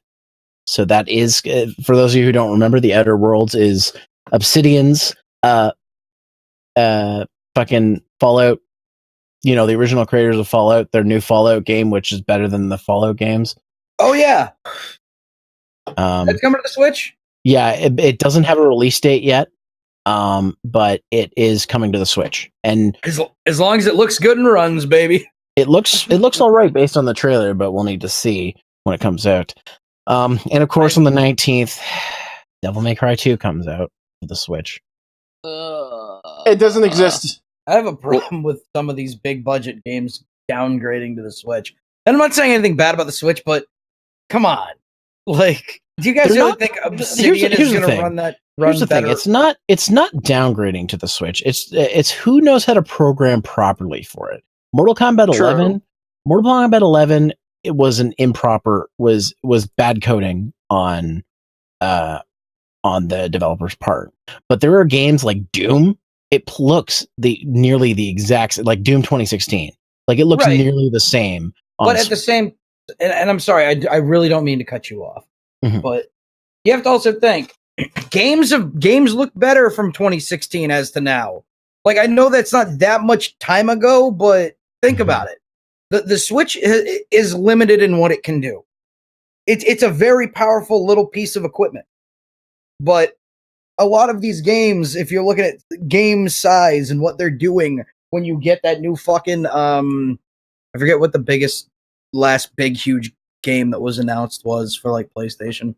But anyway, whatever it is, when you get, like, the next Skyrim game and how beautiful that's going to look on that, I have a hard time believing it's going to look as good, and I don't think I'm going to have the exact same experience on the Switch. So, and I really hate to be one of those guys that suggests maybe you should try both, because it just leads into, you need to buy a game twice pretty much. And that's the thing, I already have, like, Doom 2016. Like, I've said to myself, I eventually want to get Doom on the Switch, but I'm not going to, like, pay full price for it because I already bought it once. But, like, it just goes to show you how much programming happens. Because, like, id right now, they're like the kings right now of, like, game software programming. They basically, the only reason Stadia is a thing and their games are working is because id made new software to make their games run flawlessly on the platform. Like, the problem is not every developer's id, so they don't really know how to make their games work. Like, to MK11's credit, it does run at 60 frames per second when you're playing the game on the Switch. It just looks like it's the graphics had to be toned down because of it. I bet you I know why id can do it. Because it is one of the oldest in the game that are still making shit. Yeah. They also don't just make games, they also program software around their games. So they're just really good at doing that shit. And they have all the experience in the world doing it. So,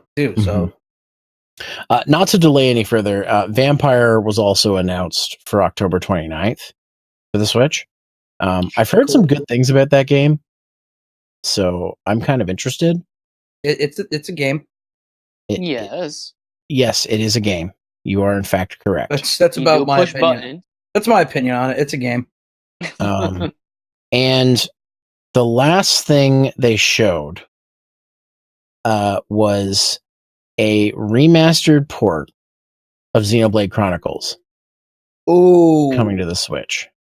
That is a big unveil right there. A game they already remastered once for the 3DS.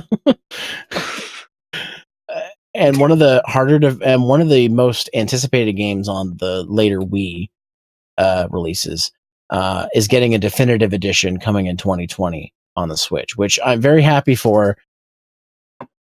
But man, I just bought 5 copies of that for $5. Holy crap! It's also kind of frustrating for those who picked it up on the Nintendo new 3DS, who thought that was going to be the version to get, and now they came out with an HD definitive edition version, and they're just like. And the funny thing about the new 3DS version of Xenoblade Chronicles is that's one of the few games that you have to have a new 3DS, like the one with the newer processor in it. It doesn't work on the old 3DS, even though 99% of the games that came out for the 3DS work on all versions of the 3DS. So they need that. Sorry, go ahead. No, go finish your thing. I was gonna say, so that's hilarious that like they didn't really need to make a new 3DS, but they did. Doom, what were you gonna say? Look, they're doing this because they need to dignify Shulk being in Smash Brothers. All right, they don't want to make a new game. They need to dignify why he's still. Well, they made Xenoblade Chronicles 2 and X, so. And Shulk was in Xenoblade Chronicles 2. Right, I know they made X, yeah, but when did X come out though? X was on the Wii U, and that's the most recent one. No, 2 is. When did 2 come out? Am I missing something here? Early when the Switch launched. Yeah. 2 was almost a launch title for the Switch for it that you can buy physically. So I'm gonna still go with they need to dignify. Shulk needs to still be in Smash for a reason until they start working on the next one. That's what I'm gonna say about that. But yeah, honestly, from what I saw, this remaster looks beautiful, and not that it looked bad on the Wii, but like it's Wii had the same specs. It was basically just a slightly more powerful GameCube. And the fact that they're remastering a game like Xenoblade Chronicles in HD, like it's a game that looks, just from what they showed, it looks extraordinary in high def. So I'm very, very cool, Nintendo, that you're doing this. Very cool. Very cool. Yeah. All right, so next up, we're talking about Pokemon, right? Yeah. Yes, so they dropped a lot of new stuff. So Pokemon Sword and Shield, they did drop a lot of new stuff. First and foremost, they've added tents. It's a camping mode where basically you can camp out with your Pokemon, play with them, basically up their friendliness and happiness, and they will do better in battle. It's something similar to Pokemon Sun and Moon. Yeah, Pokemon and Me, pretty much. You know what? I didn't really like Pokemon and Me. So it's cool if you can make it feel like a cooler minigame. I'm down with that. They also added a curry dex, which, made a lot of people flip a table.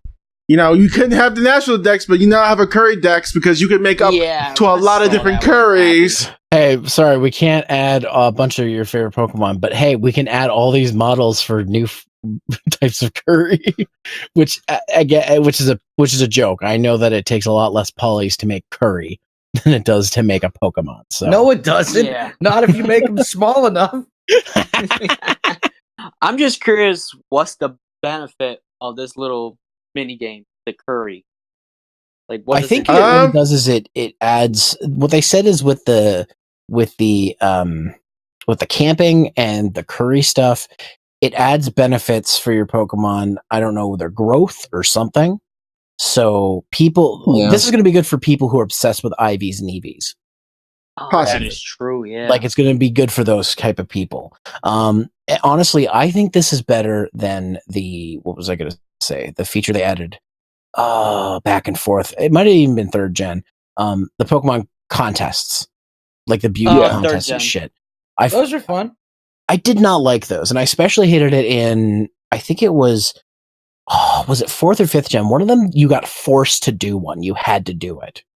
That was the 5th gen. 5th gen. That was the one part of 5th gen I didn't like. They forced you to do the contest. And I was like, I don't care about this aspect of the game. Don't make me do it. And it's like, nope, you have to do it. So it was just basically just to get your feet wet and see if you like it or not. It wasn't too bad, but I will agree it was obtrusive. Yeah. So, and I like this better than the contests. I think this is going to be really cool and essentially it makes it great because you're basically like, it's like you're going camping with your Pokemon buddies. It's like, hey, you guys want, let's make a fire. Let's roast some marshmallows. Let's have a good time.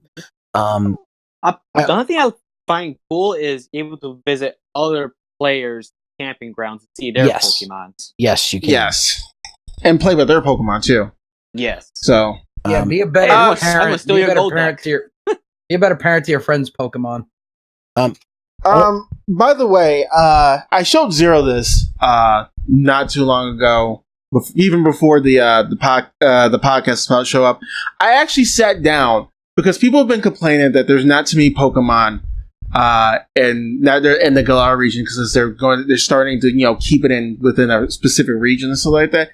I sat there and wrote down every single Pokemon they showed in the trailer, significant or insignificant. Insignificant. So before you go into that, I forgot to talk about they added new fashion stuff to the game, which which is great because I love that about 6th gen, the customization you could do. Though in 6th gen it was really limited. 7th gen they made it a little more expansive, but this game, like the first thing they showed was a fucking for the girl was one of those was a leather jacket, and it just took, and it was that style of like British punk leather jacket, and it just took me back to my days in high school when I was hardcore into punk rock.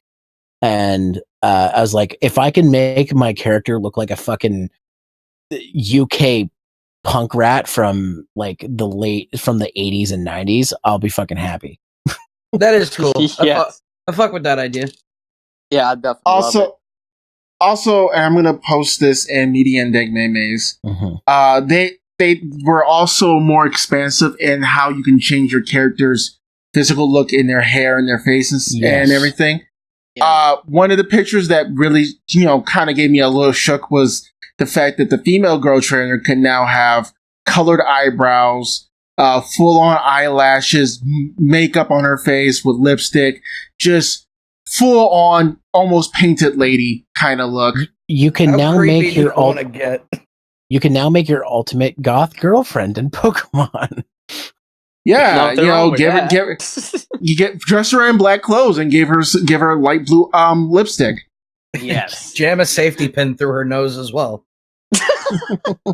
Nintendo, are you listening? And her eyebrow. So Kirby, before you go on the list of Pokemon that are returning, can you start us off with the new Pokemon they talked about? They introduced 2 new Pokemon and the mechanics that come with them, I guess you could say too. Yes. Pretty much, they introduced 2 new Pokemon. The first one is Poltegeist, and I gotta pull up a picture because I actually did have a picture because I was going to draw them. Yeah. Earlier. That sounds like a rap name, by the way. Yo, it's Poltegeist. I actually got the info right up right here. I think that's Zodiac Escobar's cousin. Yeah, that's and I posted it and it's going to be shown on the screen. That's Poltegeist. It is a ghost type. Very tiny. It's actually really, really tiny. Yeah, only 8 inches. Yeah. Not even 8. Well, is it 8 inches? No, whatever. I'm not going to go into like full details and stuff like that. It is a ghost. It lives in cafes and hotels and stuff like that. It disguises themselves within these really antique teapots. Mm-hmm. It is a ghost made out of black tea.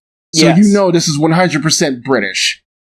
And the one thing that really amused me about this Pokemon was a part of its Pokédex entry is that it can charge up its power of making tea to pour itself into other things to create more of it. And it's considered a pest in the Galar region. And I'm just like, a ghost type Pokemon that's considered a pest. Okay, game. Thanks, I hate it. Yes.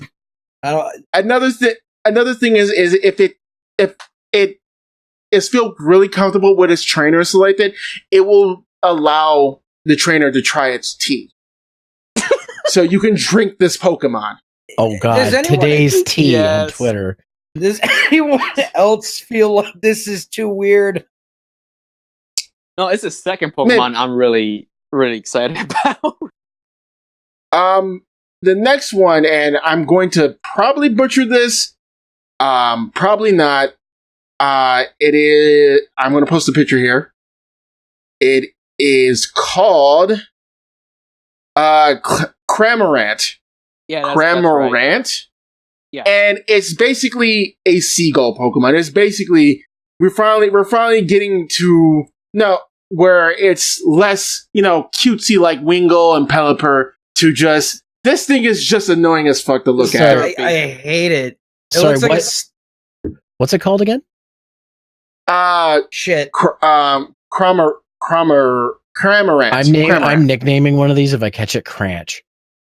Good for you love his ability. His ability is very he looks like a statue outside of a Disney water park. I can't fuck with this. Yeah.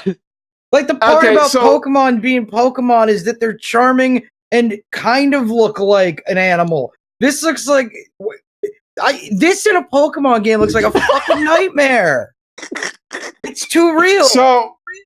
So its ability is called Gulp Missile, and what it does is it's a setup ability. Yep. Where if it uses Dive and Surf, it can pick up a fish Pokemon which has not been named. It is a separate Pokemon, and keep it in its mouth to eat.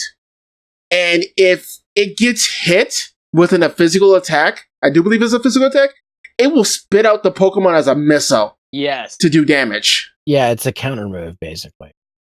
Yeah, it's a counter ability that needs to be set up for. But it's interesting because they actually have pictures of the fish Pokemon. They need to work on a better name than Gulp Missile. I'm sorry. But I love it. It's very those memes are going to be hype as fuck. Yeah. They have a picture of this fish Pokemon, but no name yet. Girl, show me your Gulp Missile. I love how the fish has a twisty mustache. I do like the way the fish looks. Why is the fish the only thing I've liked so far? So, Kirby, can you go into your list of all the Pokemon you've spotted from this trailer? Yeah, I spotted 43 Pokemon. Why is he spitting in this trailer? That doesn't make sense. That's the way he spits it out. What? No. Yeah. Well, he dives down. Yes, the fish eats it. They usually eat it head first. It's a missile. The fish has a pointy end like a missile. In the back, he's swallowing it. But he's spitting it out now. You disturb it, it spits it back in anger. Yo, but it should be going the other way. So he's unless this is how he eats it. Yeah, he eats it head first. Yeah. Okay, but he spits it out head first too, right? No, Doom. No, he's going to use his short wings to take the fish out, maneuver it, put it back in his mouth, and shoot it right at you as a missile. This doesn't make any fucking sense at all. It really doesn't. Doom. It's okay. It's okay. Just relax. I'm very so. There was 43 Pokemon shown off in this trailer. I'm gonna try to rapid fire these off. Maractus, Girder, Corviknight, Leafeon, Dugtrio, Wooloo, Eevee. It was Dynamaxed, Eldegoss, Sigilyph, an unknown flying type. I thought it was Woobat the way it was shaped, and I thought it was Woobat. Why not Scorbunny, Yamper, Sopo, Gossifleur, Pikachu was shown off, of course, because Pikachu has been strangely missing from all these trailers, but Pikachu now finally shows up.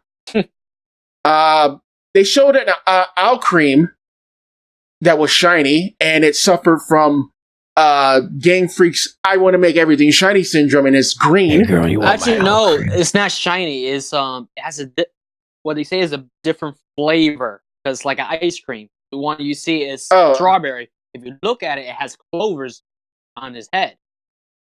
Oh, okay. So I was wrong. I thought it was shiny. No, I think there's like 4 of them.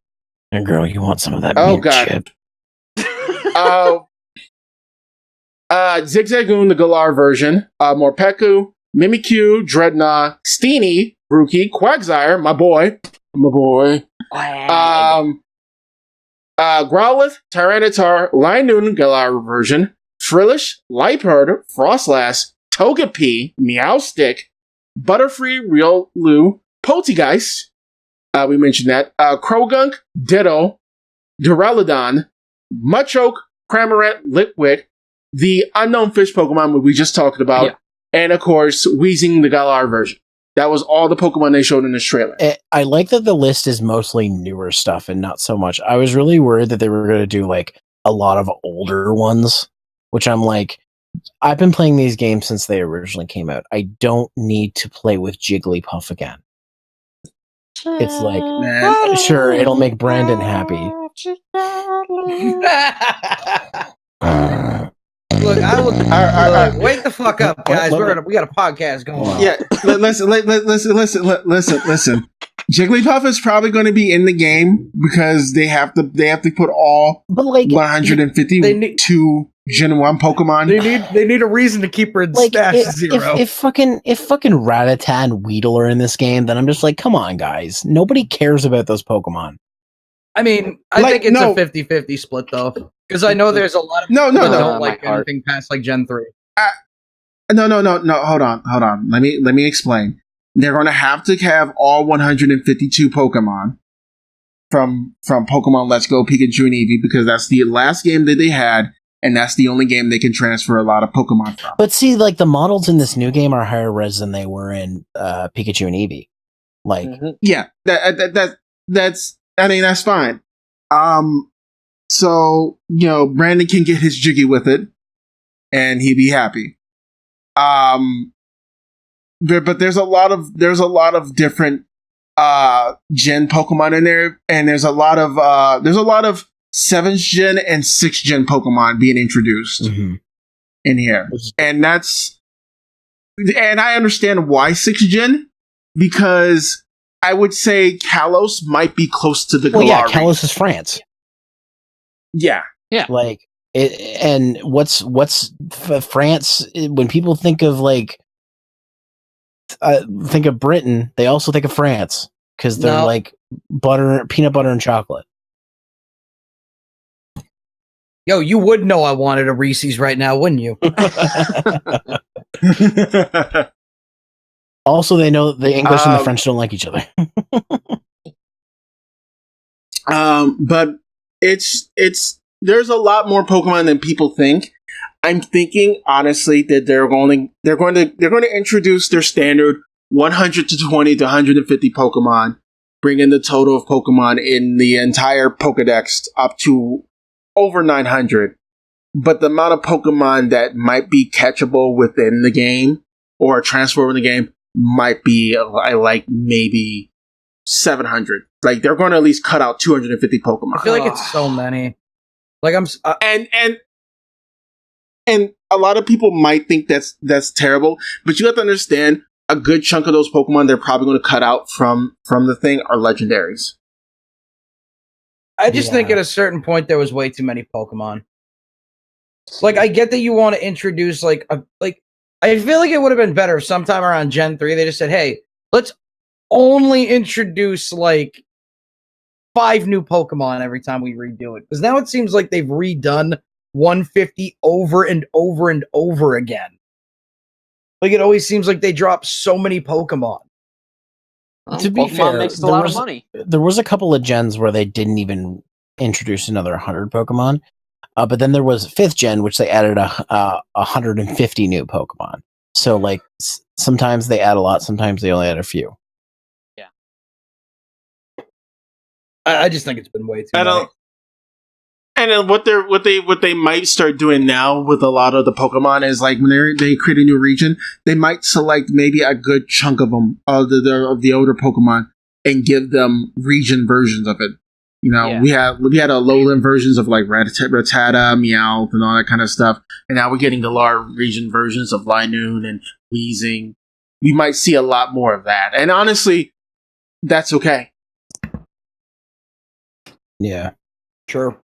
Like, I mean, that gentleman wheezing just looks smashing. So I do like that wheezing. I do. Now that I'm really sitting there thinking about it, a good chunk of the Pokemon that are probably not going to be in there, like I said, are going to be some legendaries, some mystics, and stuff like that. The Ultra Beasts are not going to be in the game. Pokemon, probably not. Some of those event Pokemon. A lot of the old school roamers might not be in the game. Yeah, there's going to be just a lot of just, like stuff that, normally wouldn't be in like these regions in there. And that's a good chunk. There might be at least like maybe I want to say 180 to 170 Pokemon that are just excluded from this game. But honestly, it might just be because like they just really don't have a place within the region. And a lot of people just need to accept that they're doing it by the region, not by how they catch them. The other thing too to think about with this game is that if you look at any of the past Pokemon games, for some of those Pokemon, unless you trade it from a previous version or transfer it, you can't get that Pokemon even though it's on the Pokedex. Like, you want to catch a Zapdos in 7th gen, you got to fucking trade that thing up. There's no way you can actually legit catch one unless you hack the game with a Game Shark or an Action Replay. Like, that's the only way to get them. Like, in 2nd gen, you couldn't catch the legendary birds. They had to be traded from red, blue, or yellow. Like, that's the only way to get them. So, except for the 2 new legendary birds. But that was kind of a trash choice on their part. But yeah, it's like, it's one of those things where it's just like, this is not the first time they've done this. And the only reason people are making a stink about it is because they announced that they weren't going to put all the Pokemon as available in the game, even if you can't catch them. Yeah, and they were being upfront about it, and people, instead of just being happy that they were being upfront about it, they're just raising the stink, and they really should. Those are some hardcore Pokemon fans. Like the fucking roster between the 2 games. That's still double the work. Yeah. I don't know. That would be the easiest fix for me to like see how they fix all this. Well, the other thing too that I want to mention is when they did this in 3rd gen, nobody cared. There were a couple people who were upset, but nobody cared. Yeah, I didn't care. They did it in they did it in 3rd gen. They did it in 4th gen. They did it in 5th gen. The only difference this time is that they're just this is their second console game. Like, so people are just like, there's no excuse. And you know what? That's fair. And you know what? People could just say, oh, just use the 3DS models and up-res them, which if you emulate 3DS on a computer that can run, that can use the enhancements, yes, you can make those 3DS games look like a Nintendo Switch game if you have the right computer hardware. But the thing is they're taking a lot more time. Even if you compare Pokemon Let's Go Pikachu to this game, like I was just looking at the model of Pikachu from the new game, it's still way more detailed than the one they used in Let's Go Pikachu. Like, so they have to, they must be doing something to remodel these Pokemon, because at first I was on the same way that everybody else was like, yeah, just up-res the old models. But now that I look at it, I'm like, they're remodeling some of these Pokemon so that they work better and look better in this engine. Of course, the trees still look like trash, but they're trees, right? So yeah. I mean, unless you're going to sit there and headbutt them just to get one Pineco. Yeah. I mean, I'm not canceling my pre-order for Sword. Like, I'm still going to play this game, and I'm still probably going to enjoy it. And and what I've said for a long time, one of the reasons why I hold 5th gen in such high regard is because it forced me to use the new Pokemon. It forced me to basically start Pokemon over. All the knowledge I gained in the last 4 generations was only useful in battle, in battle strategies. And that's what I loved about 5th gen, is it forced you to rediscover Pokemon all over again. And when 5th gen came out, I was done with Pokemon. Because 4th gen burned me out so bad. I did not enjoy it.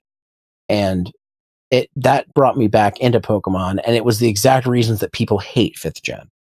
So, and this is just the same situation again. I have a feeling that these reasons people are disliking these new Pokemon games are going to be the exact reason why I think they're great. They're going to be great additions. Like, I don't know. It's just like you can't please everybody is what it comes down to. And I think Game Freak knew that out the gate because, to be fair, Game Freak's not the head honchos for Pokemon anymore. It's now Niantic, and these mobile games, they make more money.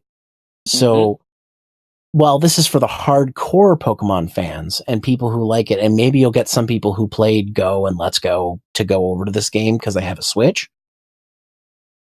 Like this is not the moneymaker anymore. So so they're probably, while they're focused on things, they want to focus on making the games better without sacrificing to put all the other Pokemon back in it because they don't feel like it's necessary anymore that every single Pokemon be in there. And I knew, and I'm sure everybody knew at some point it was going to be impossible for them, especially when they started going 3D to reintroduce these Pokemon. When you're 2D sprite work, it's an art, and I'm not belittling sprite work because I love 2D games. It takes a lot less effort than making a 3D model.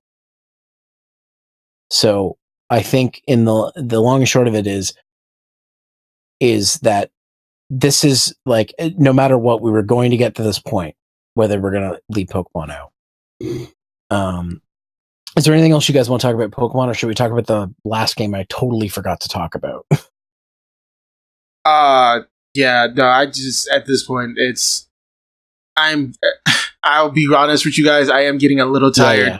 And we have been talking for almost 2 hours straight. Fans of Pokemon will enjoy it. Moving on.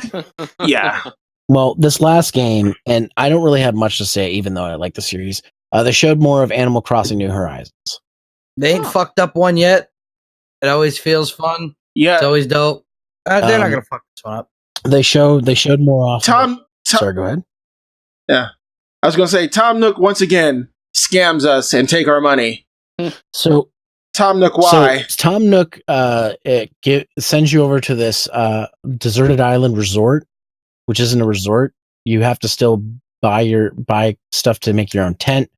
You still have to go out there and get supplies and shit. So yeah, Tom Nook swindled us again.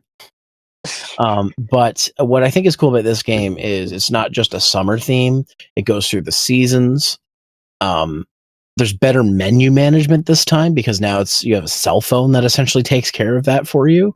That's convenient. And it's a different experience because if you play the other Animal Crossing games, especially the original, it does all take place in its own little town, but this is on an island, so it's a different setup than it's ever been. And there's new things like you can pole vault over water now if there's a small body of water, so you don't have to go all the way around a fucking map just to get to the other side. And shit like that. And I think it's really neat. I'm not the biggest fan of Animal Crossing, but I have played a couple of the games. So I don't have a ton to say. Is there anything you guys have to say about this new Animal Crossing? My experience with Animal Crossing is only the mobile game, and I only played that for a short period of time. It does look fun. I do believe if it's willing, I will pick it up. It does look fun. Oh yeah, they added 8-player multiplayer to this too. On the same Switch, by the way. Local guys, let's all go out and pick leaves together. Let's all go catch fish together. They gave weeds a purpose. They'll Tom Nook's son will pay you for weeds now, and you can make them into stuff. Because weeding used to be the one thing where people were like, no, don't tell me to go pick weeds. We can make all of the fun summer adventures that we want in the new Animal Crossing game when it comes out in winter. Yeah, we'll all go fishing together and play down by the creek and set up tents and go camping, and we won't find a scary ghost clown this time, so everything will be fine. Just don't go near the clown. We all float down here. I hate clowns. We all float down here. I fucking picture if they did shit like that in Animal Pure Fortune, don't look up my brother and me clown box. You might get scared. Oh, yo, don't read this thing called Jeff the Killer. It's really scary. Okay, so that's pretty much it. Kirby, thoughts on this Nintendo Direct? It's pretty good. Rip. They announced a lot of things. They also announced goddamn fucking Devil May Cry 2. I'm confusing. Also, someone just recently sent me a screenshot. Sea King is also in the game. Fuck yeah, Sea King. Fuck yeah, Sea King. Sea King. Shout out Everybody to loves Sea King. Yeah, very very cool Sea King. There's a lot of stuff. I have always been a person who has told people on several occasions, if they come out and do something with a game that you're interested in, and you feel like they're not doing what you want with the game, I've always tell people, if you like what they do, buy it. If you don't like what they do, don't buy it. There shouldn't be some overt, complicated reason why you wouldn't want to support a game and stuff like that. It's literally up to you. You don't need to justify your reason. But all these games here are somewhat a get. I know a lot of people might not do Witcher 3 because it's not as good as it is on the PlayStation 4 or Xbox. I know a lot of people might not get. I heard a lot of the more vocal minorities say they're not going to get Sword and Shield. But I think it's a good game. Everyone's getting on that Banjo right now. Even as we talk, Banjo has already been loved. I'm counting down the time, man. My Switch Jordan's not gonna sleep. Dude, I might not either. My Switch is at 95% right now. I don't give a fuck. So Kirby, is that it for you for your thoughts? Yeah, no, I think it was a great direct overall. All right, let's just go down the list. Doom, your thoughts? Well, with the fourth quarter coming up, the first quarter of the new fiscal year coming up, Nintendo made a lot of good plays, showing off exactly what they're going to release to the audience to help get them that great last end of the year push, and a lot of excitement rolling into October, where obviously the new fiscal year begins. I personally think there's a lot of really dope shit they announced that I'm looking forward to. Doom 64 is probably the most surprising thing. Besides the SNK guy being announced for Smash. I'm sorry, I forget his name right now. Teddy Bogart. Anyway, moving on.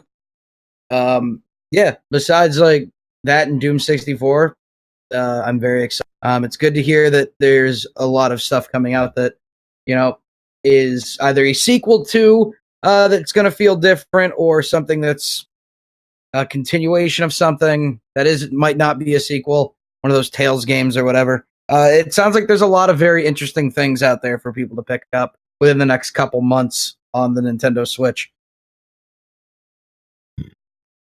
All right, then.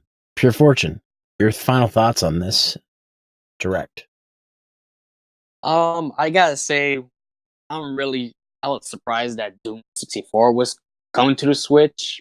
Probably because I was always associated with Nintendo being kid-friendly, and now they got this freaking go to hell, start slaying demons and stuff going in there, so that kind of shocked me, but I really want to play if I only had a Switch. Probably going to try to get one soon. All the other games, I wish I had more knowledge on them just to be more interested, but I'll probably watch some people play them just to convince me just to get them. I'm definitely going to be streaming some of these. Yeah, so I'm just going to be watching you and probably drop some bits, but yeah.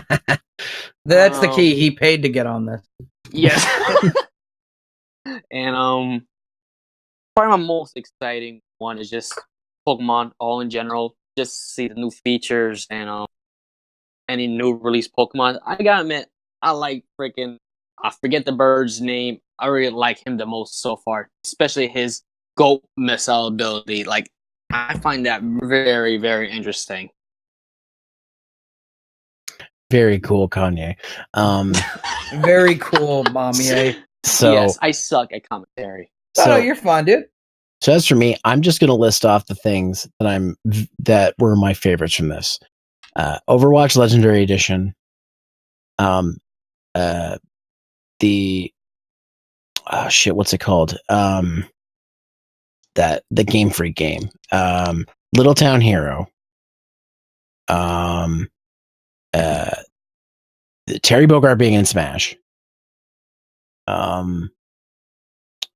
Doom 64 coming to Switch, and they fixed the lighting. Super Nintendo games coming to Switch through the Nintendo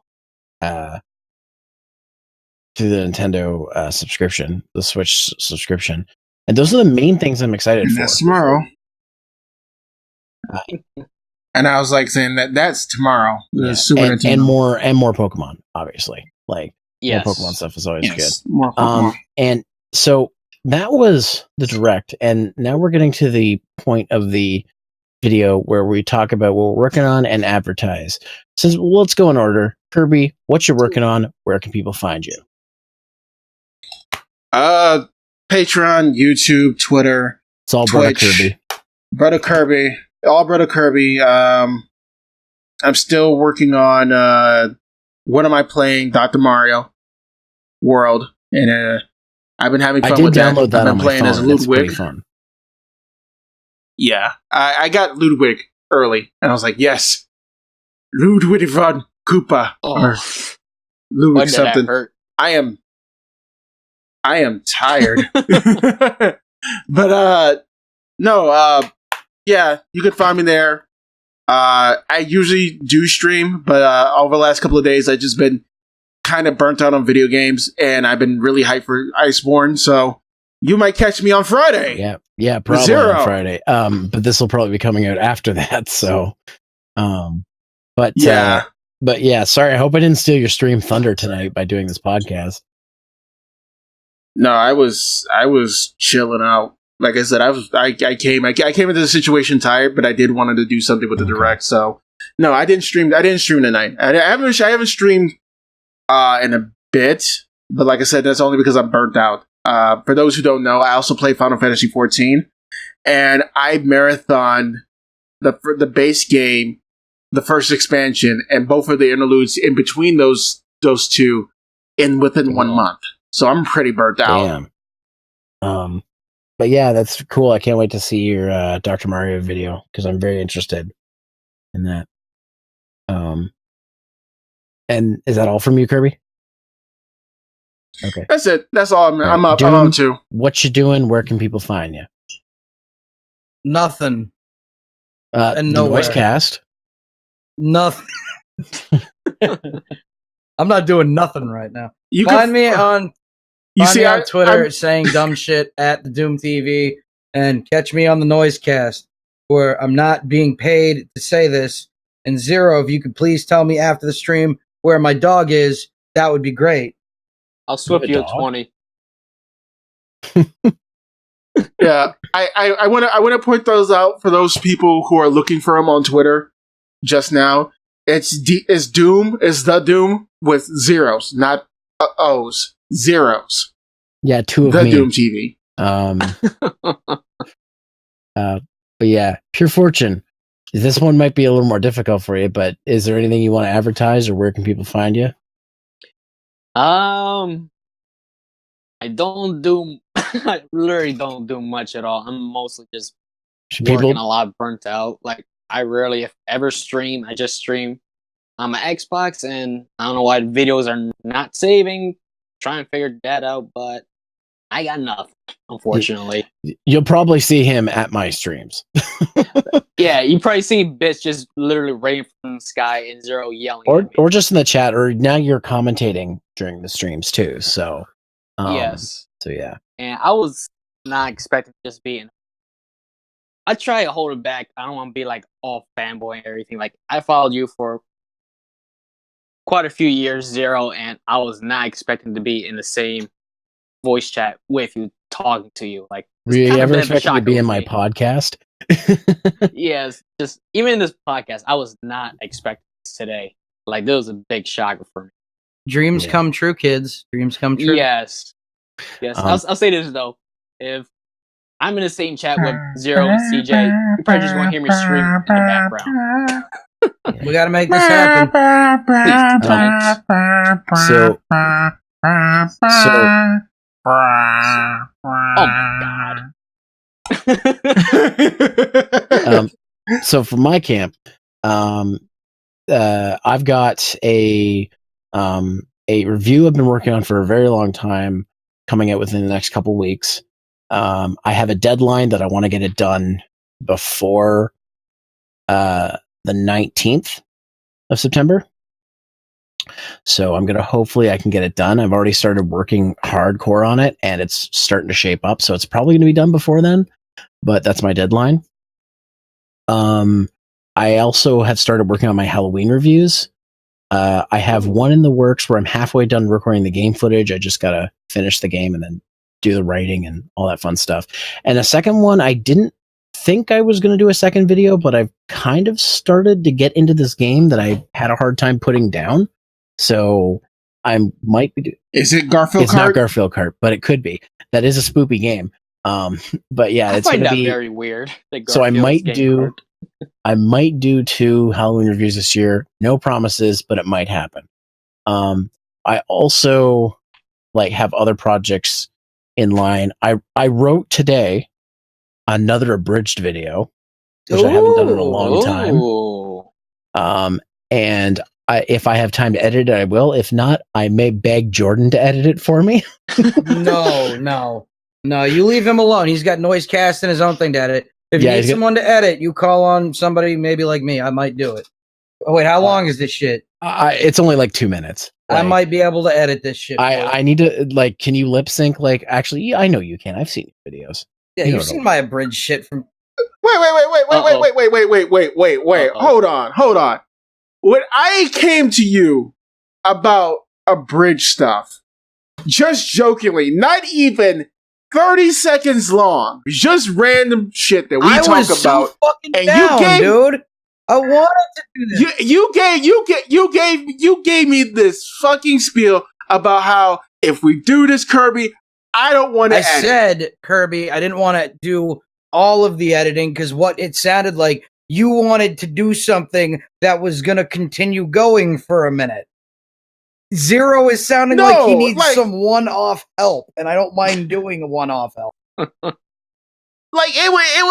would be like my project would have been once a month. Once a month. I never said I was against it.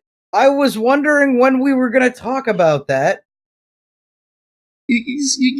Mom, Dad, give me palpitations. I told you I was so fucking down, but I was just I don't think I want to set it. So, Mommy, Daddy, anyways, before this podcast goes any longer, you guys know where to find me. Zeromaster fan page on Facebook, at Zeromaster on Twitter, and I stream Tuesdays and Thursdays at 8:30 p.m. Eastern Time on twitch.tv/Zeromaster. And if you're interested in supporting this podcast, the easiest way is backing on Patreon. Your Patreon backers get early access to not only this podcast, but other videos, extra behind the scenes stuff, such as this raw recording, which is probably going to be going up on my channel for just Patreon backers.